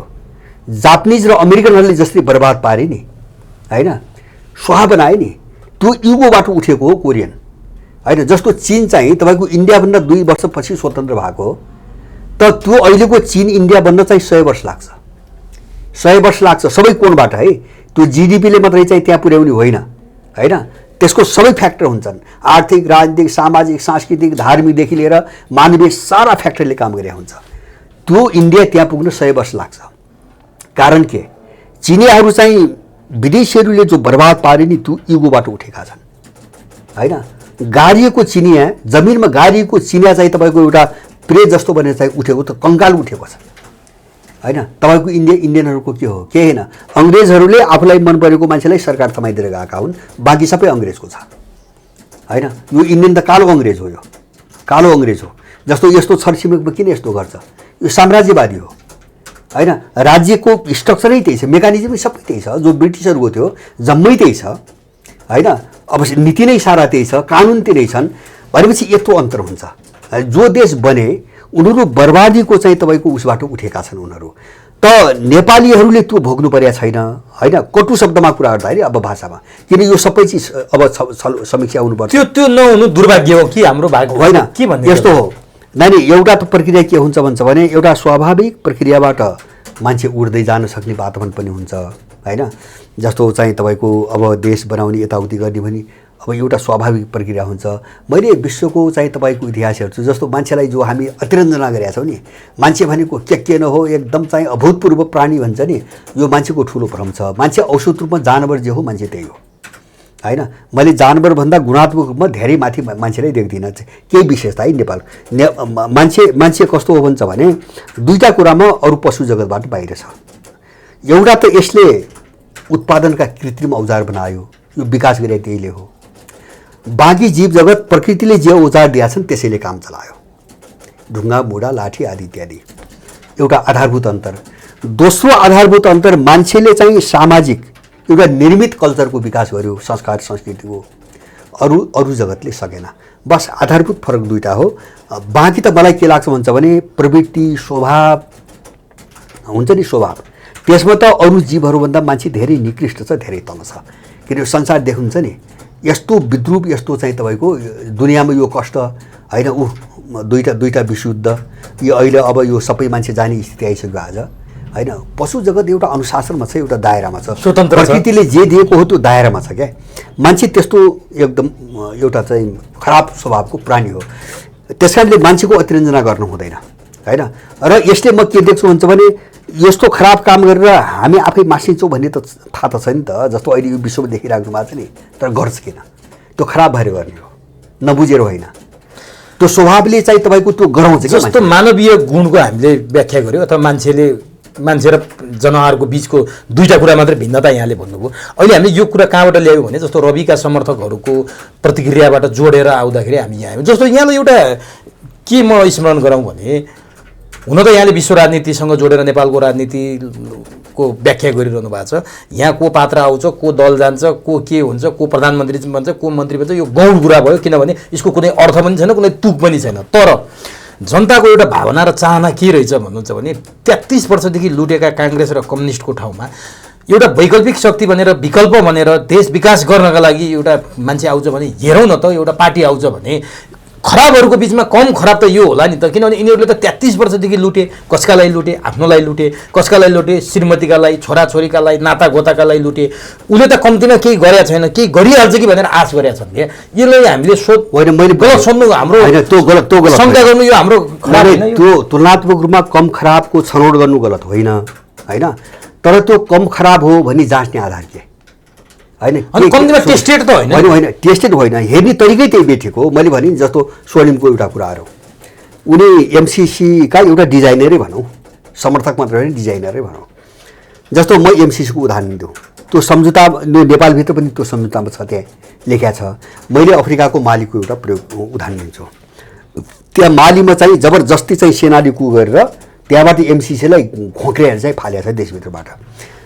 एमसिसीले के गर्छ भन्छ भने त्यो सम्झौता अनुसार नेपालमा पनि छ है, ती सबै बुँदा उसले चाहिँ सबै जमिन अधिग्रहण गर्छ। जस्तो संसदबाट पारित भएपछि ऊ स्वतन्त्र सरकार बनिसकेका छ, नेपाल सरकारको अन्डरमा अब छैन एमसिसी होइन। संसदबाट पारित गर्छ, उसले जमिन खरिद गर्छ, अधिग्रहण गर्छ भकाभक। अनि के गर्छ भन्छ भने त्यो सबै विदेशी कम्पनी र विदेशी नागरिकहरूले बेच्न सुरु गर्छ। किन? स्वामित्व त उसको गयो, किनिसकेपछि हाम्रै जमिन होइन, मालीको घटना भयो जस्तो हाम्रो जमिन त गर्ने त्यहाँ छ। र उसले सीमा नै सम्झौतामा हेर्नुहोस्, पूर्वाञ्चलदेखि मध्यपश्चिमाञ्चलसम्म भनेर गण्डकीसम्मको चाहिँ भूगोल किटान गरेको छ, किटानै गरेको छ। अनि चाहिँ तपाईँको के गर्छ भन्छ भने जस्तो समानान्तर सरकार भएपछि उसले जमिन किन्यो, अर्को चाहिँ एउटा राज्यको रूपमा जमिन किन्यो। जमिन त बेच्न त पाउने भयो नि त, किना जमिन उसले भकाभक विदेशी ल्याउँछ, कम्पनी ल्याउँछ। किन? उसको त डिजाइन छ एउटा। उसले त आफ्नो चाहिँ परिवेश त मजबुत त बनाउनु पऱ्यो नि, भोलि काम गर्न आफूलाई बलियो त बनाउनु पऱ्यो। त्यो सपोर्ट त उसले चाहिँ मजबुत त बनाउने भयो। सबै चिज किन्छ, जमिन किन्छ, त्यसभित्र जङ्गल पनि पऱ्यो, पानी पनि पऱ्यो, खानी पनि पऱ्यो होइन, सबै चिज किन्छ। अनि धमाधम बाँच्छ, आफ्नो वातावरण बनाउन। अनि त्यो मिसनमा लागेको स्वर्णिम वागले तुलनात्मक रूपमा राम्रो हो भन्ने मान्छे कस्तो मान्छे हुन्छ त? एमसिसी प्रति एउटा सोच भएको मान्छेले मात्रै। किन? उसले के गराउँछ भन्छ भने विदेशीले के गर्छ भन्छ भने जस्तो एउटा बदनाम भएपछि उसले त्योभन्दा डरलाग्दो ढङ्गले होइन एउटा गेम खेल्ने अर्को पात्र खडा गर्छ नि त। जस्तो बाहिर एमसिसी त अहिले प्रयोगमा गएको छैन र मान्छेलाई केही लागेको छैन होइन। यो सुरु हो भने मान्छेले यहाँको थाहा पाउँछ। भनेपछि यसलाई यसरी भन्न सकिन्छ, वैकल्पिक पार्टी र वैकल्पिक व्यक्तिहरूलाई माथि ल्याएर अथवा जिताएर अथवा स्थापित गरेर विदेशी अथवा पश्चिमाले नेपालमा डरलाग्दो खेल खेल्दैछ। डरलाग्दो मात्रै होइन यद्यपि यिनी सफल हुँदैनन् है फेरि त्यो त अर्को पाटो छँदैछ। यो पछिल्लो 1 वर्षको तस्बिर हेर्दा अमेरिकनहरूको पतन भइसकेको छ। यिनीहरूले सक्दैनन्, विश्वभरि सक्दैनन्। तर उसको योजना के हो? यी वैकल्पिकहरूलाई चाहिँ स्थापित गरेर गर्न खोज्ने योजना चाहिँ के हो? कसरी गर्ने होला? एउटै योजना हो। जस्तो एमसीसीका 2-3टा सम्झौता अहिले पनि तपाईँ पढ्नुहोस्। अब पूरक सम्झौता पनि छन्, धेरै त यिनले लुका छन्, दिएनन् होइन। जस्तो पूरक सम्झौता 10-12वटा यिनले बाहिर ल्याएका छैनन्। त्यसमध्ये एउटा 2019 मा एमसीसी सम्झौता भएको 2 वर्षपछि युवराज खतिवडा ओलीको चाहिँ अर्थमन्त्रीले गरे पूरक सम्झौता बाहिर आछ। त्यो मूल सम्झौता र त्यो पूरक सम्झौता दुईटा हेर्नुभयो भने होइन, त्यहाँ के छ भन्छ भने एमसीसी स्वायत्त संस्था हो भनेको छ भने ऊ अर्को राज्य बन्यो, स्वायत्त संस्था भनेको छ। नेपाल सरकारको केही पनि लाग्दैन हो। त्यो अर्थमा अमेरिकन कानुन लागू हुने भयो यहाँ, किन लागू गर्ने एउटा सरकार त बन्ने भयो नि यहाँ। त्यहाँ सम्झौतामा के गरिरहेछ भन्छ भने मैले भूगोल तोकेको छ, पूर्वाञ्चलदेखि पश्चिमाञ्चलसम्म भनेको छ, त्यसको व्याख्या के हो मलाई थाहा छैन। अर्को के भनेको छ भन्छ भने अमेरिकन उत्पादन र रोजगारीमा असर पुर्याउन पाइने छैन नेपाल सरकारबाट भनेको छ। अब त्यो उसको उत्पादन के हो त्यहाँ, त्यो व्याख्या छैन है। व्याख्या उसले भोलि सबै अगाडि बढ्यो भने गर्छ। उसको उत्पादन, ऊ त ट्रान्समिसन लाइन बनाउन आएको, उसको उत्पादन भने के होइन। उत्पादन अरू केही चिज छ होइन। जस्तो मैले पहिले भनेको छु, यो मिसाइल प्रोजेक्ट हो होइन। त्यसको उत्पादनभित्र मिसाइल पर्छ, त्यसको के अरे उत्पादनभित्र युरेनियम पर्छ होइन। त्यसको उत्पादनभित्र अरू ठुल्ठुला हतियार पर्छन्। उसको उत्पादन धेरै चिजलाई भनेको छ। अनि उसको रोजगारीमा असर नपाइने भनेको छ। रोजगारीमा भनेपछि आफूले ओरेको क्षेत्रभित्र रोजगारी उसले दिने, नेपाल सरकारले हात हाल्न नपाउने होइन। अब एमसीसीले के गरिरहेछ भन्ने कुरो नेपाल सरकारले जानकारी लिन चाह्यो भने एमसीसीसँग लिखित स्वीकृति लिनुपर्छ भनेको छ। सरकार पस्न पनि नपाउने यसको क्षेत्रभित्र। त्यहाँ के पनि भनेको छ भन्छ भने एमसीसी परियोजना अथवा अमेरिकाको राष्ट्रिय हितसँग बाँझिने अरू सबै सम्झौताहरू निष्क्रिय हुनेछन् भनेको छ। त्यो अरू देशसँगका सम्झौता हो, उसले के गर्न दिनेवाला छैन यहाँ। चाहे इन्डियनसँग सम्झौता, चाहे चीनसँग सम्झौता, कसैसँग होस्, तिनी सबै निष्क्रिय हुने भन्ने हातखुट्टा सबै बाँधिसक्यो सम्झौतामा। अनि पूरक सम्झौतामा के छ युवराज खतिवडाले गरे भन्छ भने नेपालको सेना, सिडिओ कार्यालय, पुलिस सबै एमसीसीले चलाउने कुरा छ। शब्द कोअर्डिनेसन प्रयोग गरिरहेको छ। ल त्यो अहिले पनि पढ्नुहोस्, मसँग एकपट्टि सुरक्षित छ। नेपालको सेनाको नाम लिएको छैन, सिडिओको नाम छ। नेपालको सुरक्षा निकायलाई कोअर्डिनेसन गरेर होइन काम गर्ने अधिकार एमसीसीलाई छ भनेर केपी ओलीको अर्थमन्त्रीले पूरक सम्झौता गरेको छ भनेपछि सेना पनि उनको हातमा गयो सम्झौता, त पुलिस पनि गयो, सिडिओ पनि गयो होइन। भनेपछि माने त्यो एमसीसी अब एक्टिभ भयो भने यहाँका मान्छेको नेपालीको के रन्जमा के होइन। अनि चाहिँ तपाईँको जस्तो माने उनले फाइदा कहाँ उठाइरहेछ भन्छ भने तपाईँले भन्छ ठ्याक्कै तात्कालिक कुरोमा रिएक्टिभ मात्रै हुने होइन। माने भोलिको कुरो पनि सोध्न नसक्ने हाम्रो जो हालत छ नि, उनले त्यसैले दुरुपयोग गरिरहेछ। भनेपछि त्यो कार्यान्वयनका लागि यहाँ रोडम्याप बनाइँदैछ। हो, जस्तो एउटा उदाहरण भनौँ, मैले एउटा उदाहरण दिइहाल्छु। अनुराधा कोइरालालाई अमेरिकनहरूले के गरे होइन, CNN हिरो बनाए। CNN त्यो माइती नेपालले के गर्यो त्यो कुनै दिन मैले भन्नुला होइन। त्यो समाज कल्याण परिषदमा चाहिँ सबै रेकर्डहरू छन्। माइती नेपालका नाममा यिनले के धन्दा गरे होइन, र यिनी कसको निम्ति खटाइएका मान्छेहरू त्यो कुनै दिन भनौँला। अनि चाहिँ माइती नेपालको नाममा उसले त्यो अनुराधालाई चर्चित बनाउन एकपटक CNN हिरो, एकचोटि CNN सुपर हिरो के 2 पटक गराछ, 2 पटक गरायो। अनि त्यसपछि त्यो चर्चामा ल्याएपछि उसले गएर खस काङ्ग्रेस पठायो, काङ्ग्रेसको सहायता लिन लाग्यो। अनि चाहिँ झन्डै प्रदेश प्रमुख पनि बनायो, 3 नम्बर प्रदेशको प्रमुखै बनायो नि होइन। तर चाहिँ उनका नक्कली नागरिकता, पञ्चायत कालका चाहिँ नक्कली कार्डहरू चाहिँ तपाईँको हानेर तपाईँको 50 सालमा नागरिकता लिएको डेट मैले आफै चाहिँ 10 पटक फेसबुकमा हालेको छु। अनि झन्डै राष्ट्रपति पनि होइन, त्यो छलफलमा थियो एजेन्डामा। तर उनीहरू एक्सपोज भएपछि सकेनन्, त छुट्टै कुरा हो होइन। न त त्यो चर्चामा त ल्याए नि त, उनले ल्याउनु लगायो नि। यो ढङ्गले मान्छे स्थापित गर्छन् विदेशीहरू होइन। अथवा सानो अहिले जस्तो चाहिँ तपाईँको अहिले चाहिँ जस्तो चोलेन्द्र कुनै गतिलो मान्छे होइन न्यायाधीश, तर उनको विरोध गर्नेलाई हाई गरे नि, जस्तो कल्याणनाथ श्रेष्ठ, सुशीला कार्की जस्ता बदमासहरू होइन। यिनी 2टा मान्छे कस्तो हुन्छ भने त्यो पार्टीका झोलेहरू न्यायाधीशको उनको कोटाबाट नियुक्ति सुरु गर्ने र न्यायालयमा भित्र चाहिँ तपाईँको एनजिओहरूको पैसा लगानी गर्ने स्वीकृति दिने यिनै दुईजना व्यक्ति हुन्। चोलेनभन्दा धेरै खतरनाक मेरो चोलेन भ्रष्टाचारी मात्रै हो होइन। यिनले त देशै सिध्याइदिए होइन। जस्तो अहिले न्यायालय किन यस्तो भयो हेर्नुहोस् त 14 महिनादेखि प्रधान न्यायाधीश पाछ न्यायाधीश छैन, सबै पार्टीका मान्छे छन्। त्यो कसले सुरु गर्यो? त्यो त इतिहास त हेर्नु पऱ्यो नि। अनि एनजिओ हालेर चाहिँ तपाईँको त्यो अदालतभित्र त्यो ज्ञानै ज्ञान गुटै गुट न्यायाधीशहरूको होइन। त्यो त एनजिओको चाहिँ लगानीको असर हो। यो त्यहाँ झोलेहरू मात्रै छैनन्, गैर झोले पनि त छन्। यो त सबै विभाजित छन्। के लिएर आयो? विदेशी पैसा लिएर आयो। यो गर्ने को? कल्याणराज श्रेष्ठ। अनि चाहिँ चोलेन्द्रलाई गाली गरेर देखेर चाहिँ राम्रो भन्न लाग्ने हो। यस्तै समस्यामा फस्यो नेपाली। यस्तै समस्यामा फस्दाखेरि हामीलाई प्रयोग गरिरहेछौँ। तर यहाँले जुन व्याख्या गर्नुभयो यो कुरामा चाहिँ केही मान्छेहरूको चाहिँ यहाँप्रतिको पूर्वाग्रह हुन्छ क्या, आग्रह पूर्वाग्रह कि भरत दाहालले कन्सपिरेन्सी थ्योरी प्रयोग गरेर षड्यन्त्रमूलक कुरा मात्रै गर्छन्, खालि उनको कुरामा षड्यन्त्र मात्रै हुन्छ भन्ने मान्छेहरूलाई यहाँको जवाब के छ? नै त्यसो भन्नेले देश यहाँ जसरी यहाँले व्याख्या गर्नुभयो त्यहाँ छ नि त। नै यस्तो मैले भनेको भन्दा उल्टो ढङ्गले देश गएको छ भने उनको कुरो ठिकै हो होइन। उनले भनेको कुरो ठिक हो भने देश किन यस्तो भयो त? उनले जवाब दिनु पर्दैन? कस्तो कन्सपिरेसी थ्योरी भने? कन्सपिरेसी थ्योरी चाहिँ भन्नुपर्छ यो षड्यन्त्र योजनाबद्ध षड्यन्त्र नभएपछि देश यस्तो हुन्छ। कस्तो भयो देश? तपाईँको यिनको सत्तामा यो 63 सालपछि भन्छ भने 20 खर्ब चाहिँ वैदेशिक ऋण छ। राजाले छोड्दा 20 अर्ब रहेछ, अहिले 20 खर्ब भयो होइन। 80 लाख नेपाली देशबाट निकालिएको छ। अहिले पनि +2 गरेको युवा चाहिँ देशको सपना देख्दैन, विदेशको सपना देख्छ। होइन, यहाँ देशमा त टिक्नै दिँदैन। टिक्ने कलेजहरू खाली भइसक्यो, कोटा पुग्न छोडिसक्यो, कलेजमा विद्यार्थी छैनन्। ऊ अस्ति के काठमाडौँ युनिभर्सिटीले 18वटा कति डिपार्टमेन्ट बन्द गर्दैछ। अनि गाउँमा किसान छैनन्, खेतबारी बाजा भइसक्यो, सबै बाजा, बुढाबुढी मात्रै। अब गर्ने के त? हेर्नुहोस्, देश यस्तो बनाएको कसले? त तिनी दलाल हुन् कि तिनी अपराधी हुन्? जो तपाईँले भन्नुभयो नि, उनले जवाब दिनु पर्दैन होइन। यो चाहिँ यो योजना यदि षड्यन्त्र होइन भने देश बनेको देखिनु पर्दैन। र अर्को कुरा के हुन्छ भने हामीले जे भन्दै आएको थियौँ होइन, त्यो नमिले कहाँ हो? अहिले केले गराइरहेछ त? कि त यिनका पछि लाग्नेले कि यिनी पार्टी भने यिनी पागल हुन् होइन।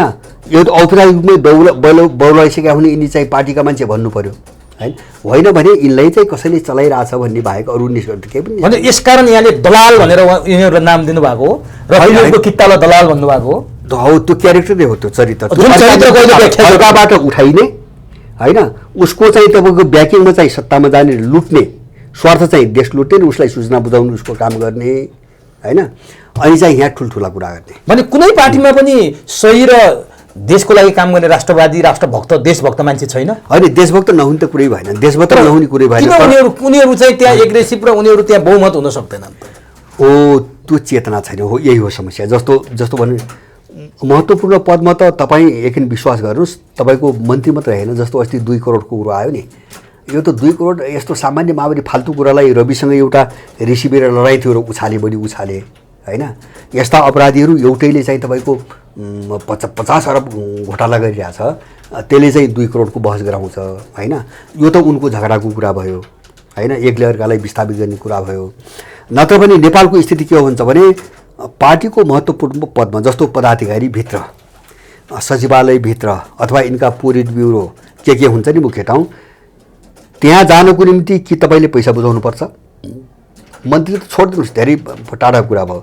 कि पैसा बुझाउनु पऱ्यो, कि विदेशीहरूलाई कोअर्डिनेसन गर्ने विदेशीको विश्वासिलो मान्छे हुनु पऱ्यो होइन। जस्तो ओलीले गर्छ नि, ओलीको वरिपरि प्रेस सल्लाहकार, विदेश मामिला सल्लाहकार, सचिव जो भन्छ नि, सबै पेसेवर जासुस छन्।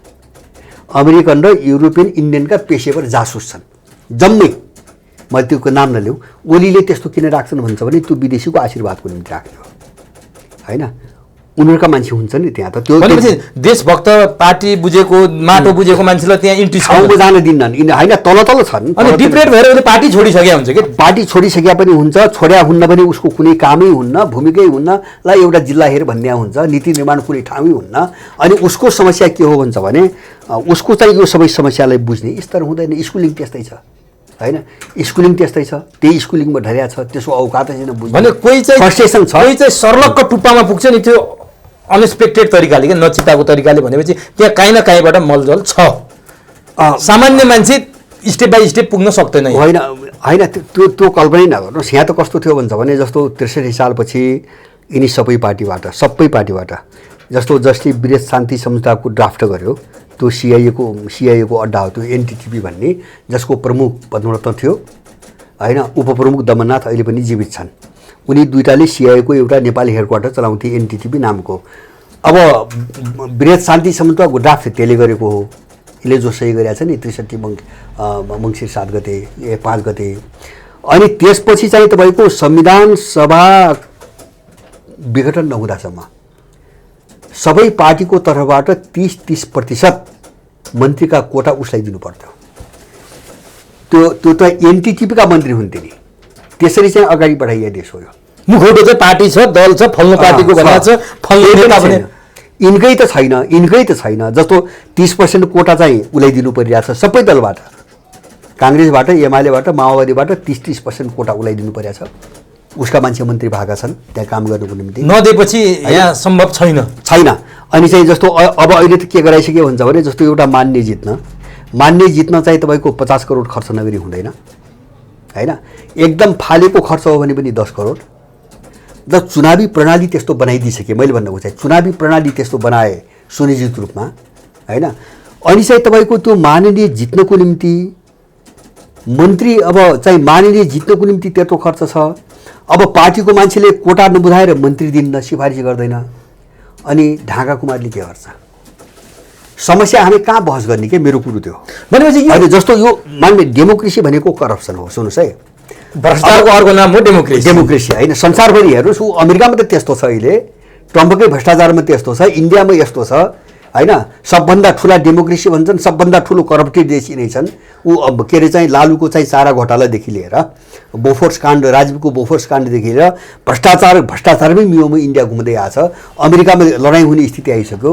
माने डेमोक्रेसी भने किन नव उदारवाद, हामी अरू नारामा जाउँ, जस्तो डेमोक्रेसी अथवा डेभलपमेन्ट जो मोडेल भन्छन् नि, यो मानवाधिकार, व्यक्ति स्वतन्त्रता भने चाहिँ यिनी विभिन्न क्षेत्रका नारा भए, यिनी सबैलाई ह्यान्डल गर्ने जो प्रिन्सिपल सिद्धान्त हो नि, यसलाई उनी न्यू लिबरलिजम भन्छ, नव उदारवाद भनेकै करप्सन हो।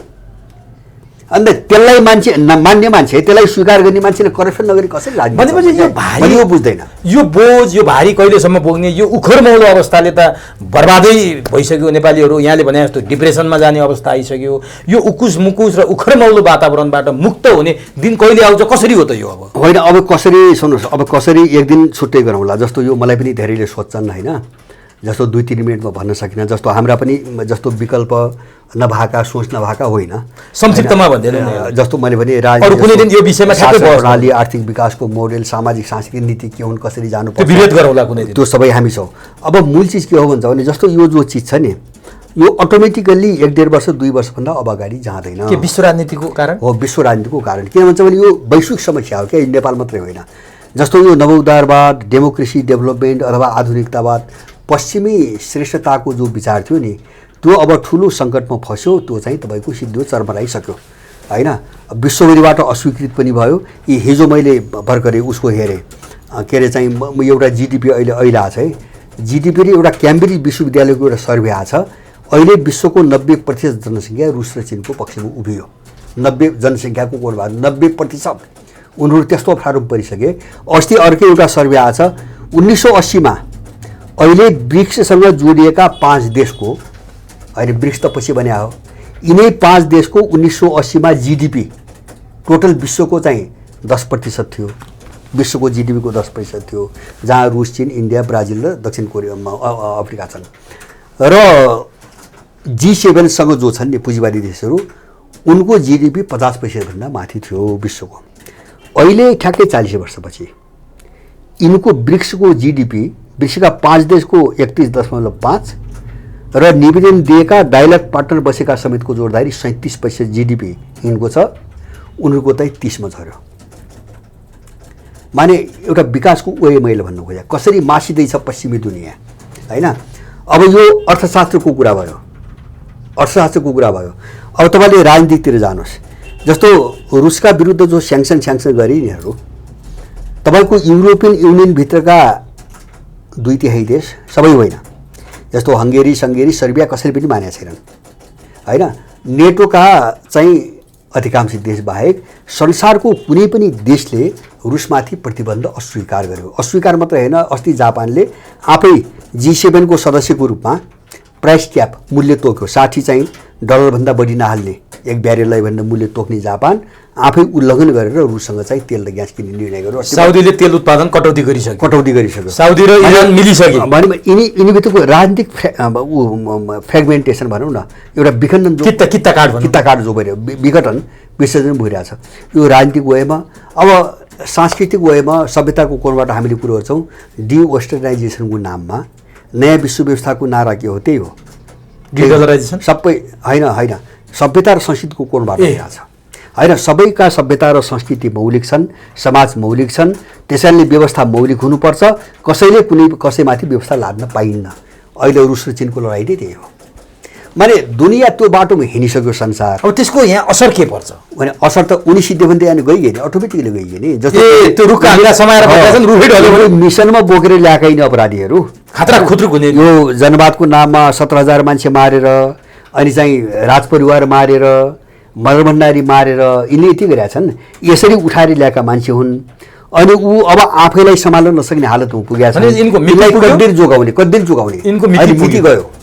यिनीभित्र लडाइँ त्यस कारणले सुरु भयो। मैले सुरु भने नि उनले म्यानेज गर्न नसक्ने अवस्था आयो होइन।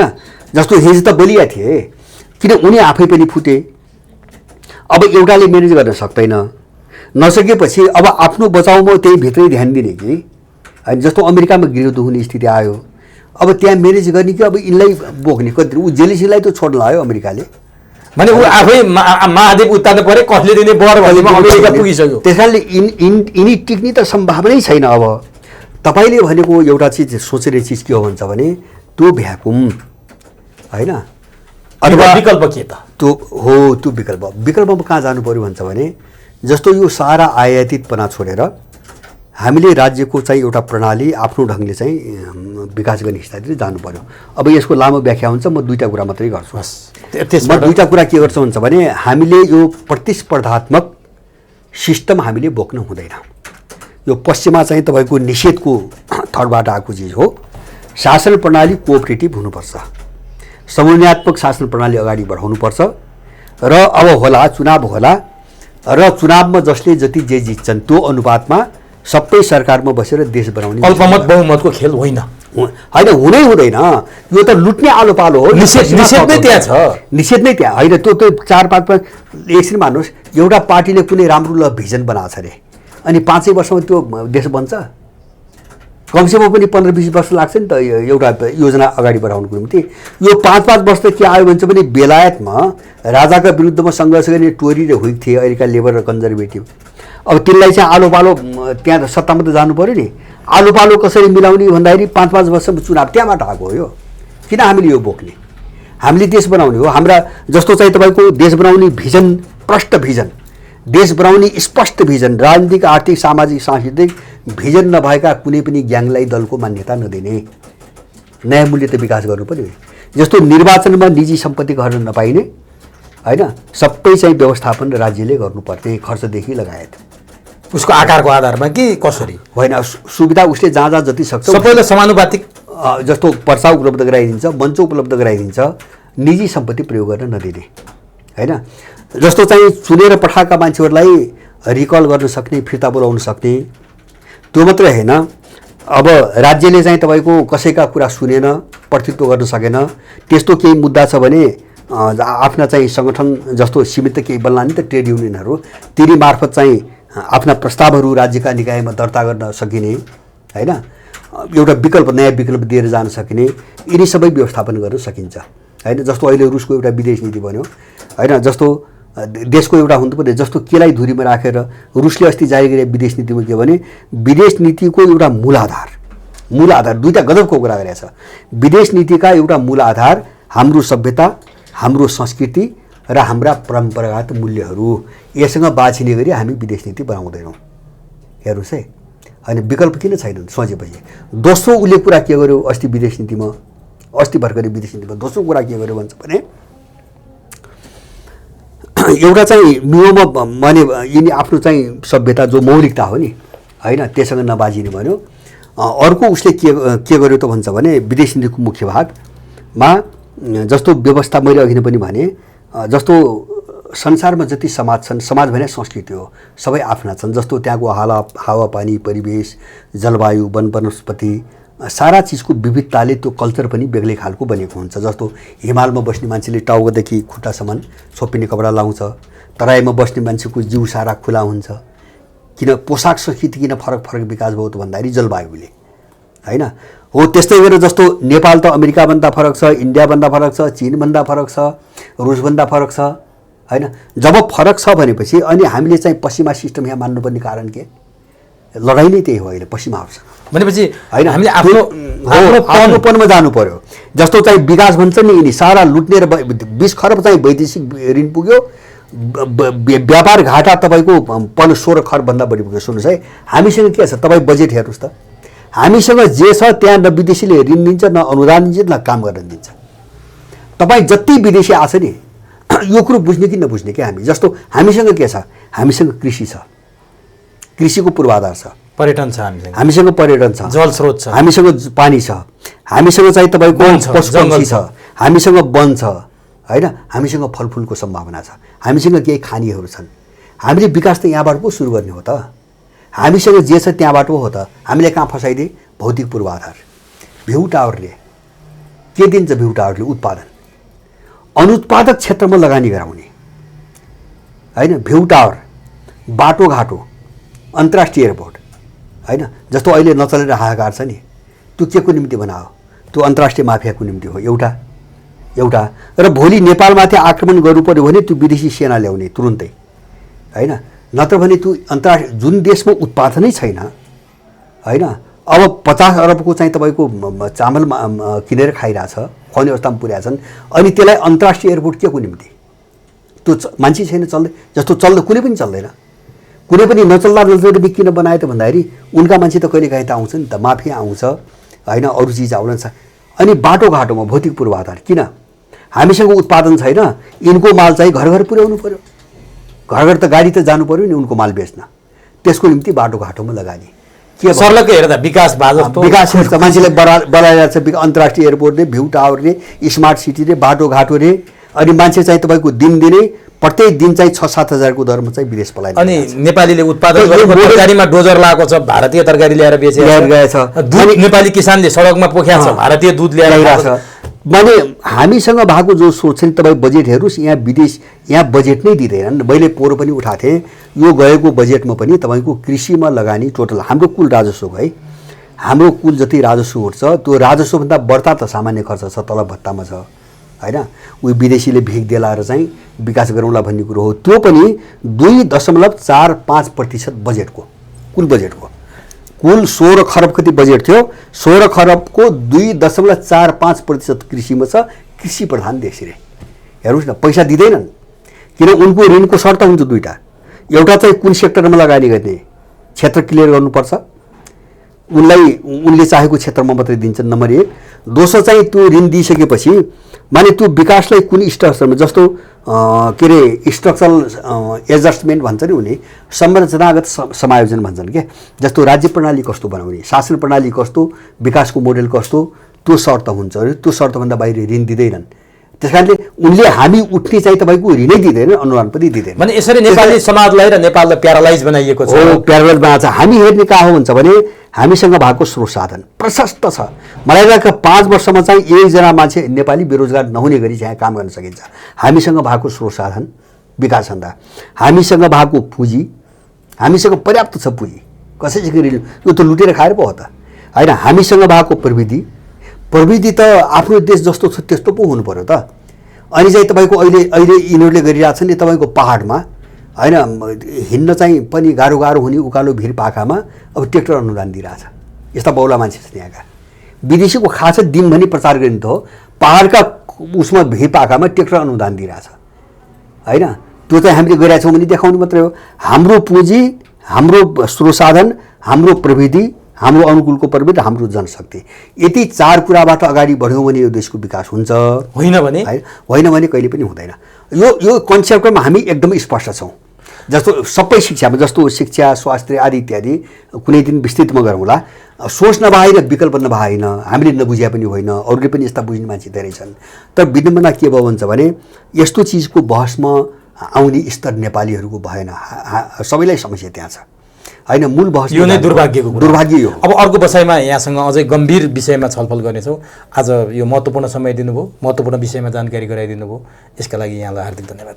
हजुर धन्यवाद। हस् हस्।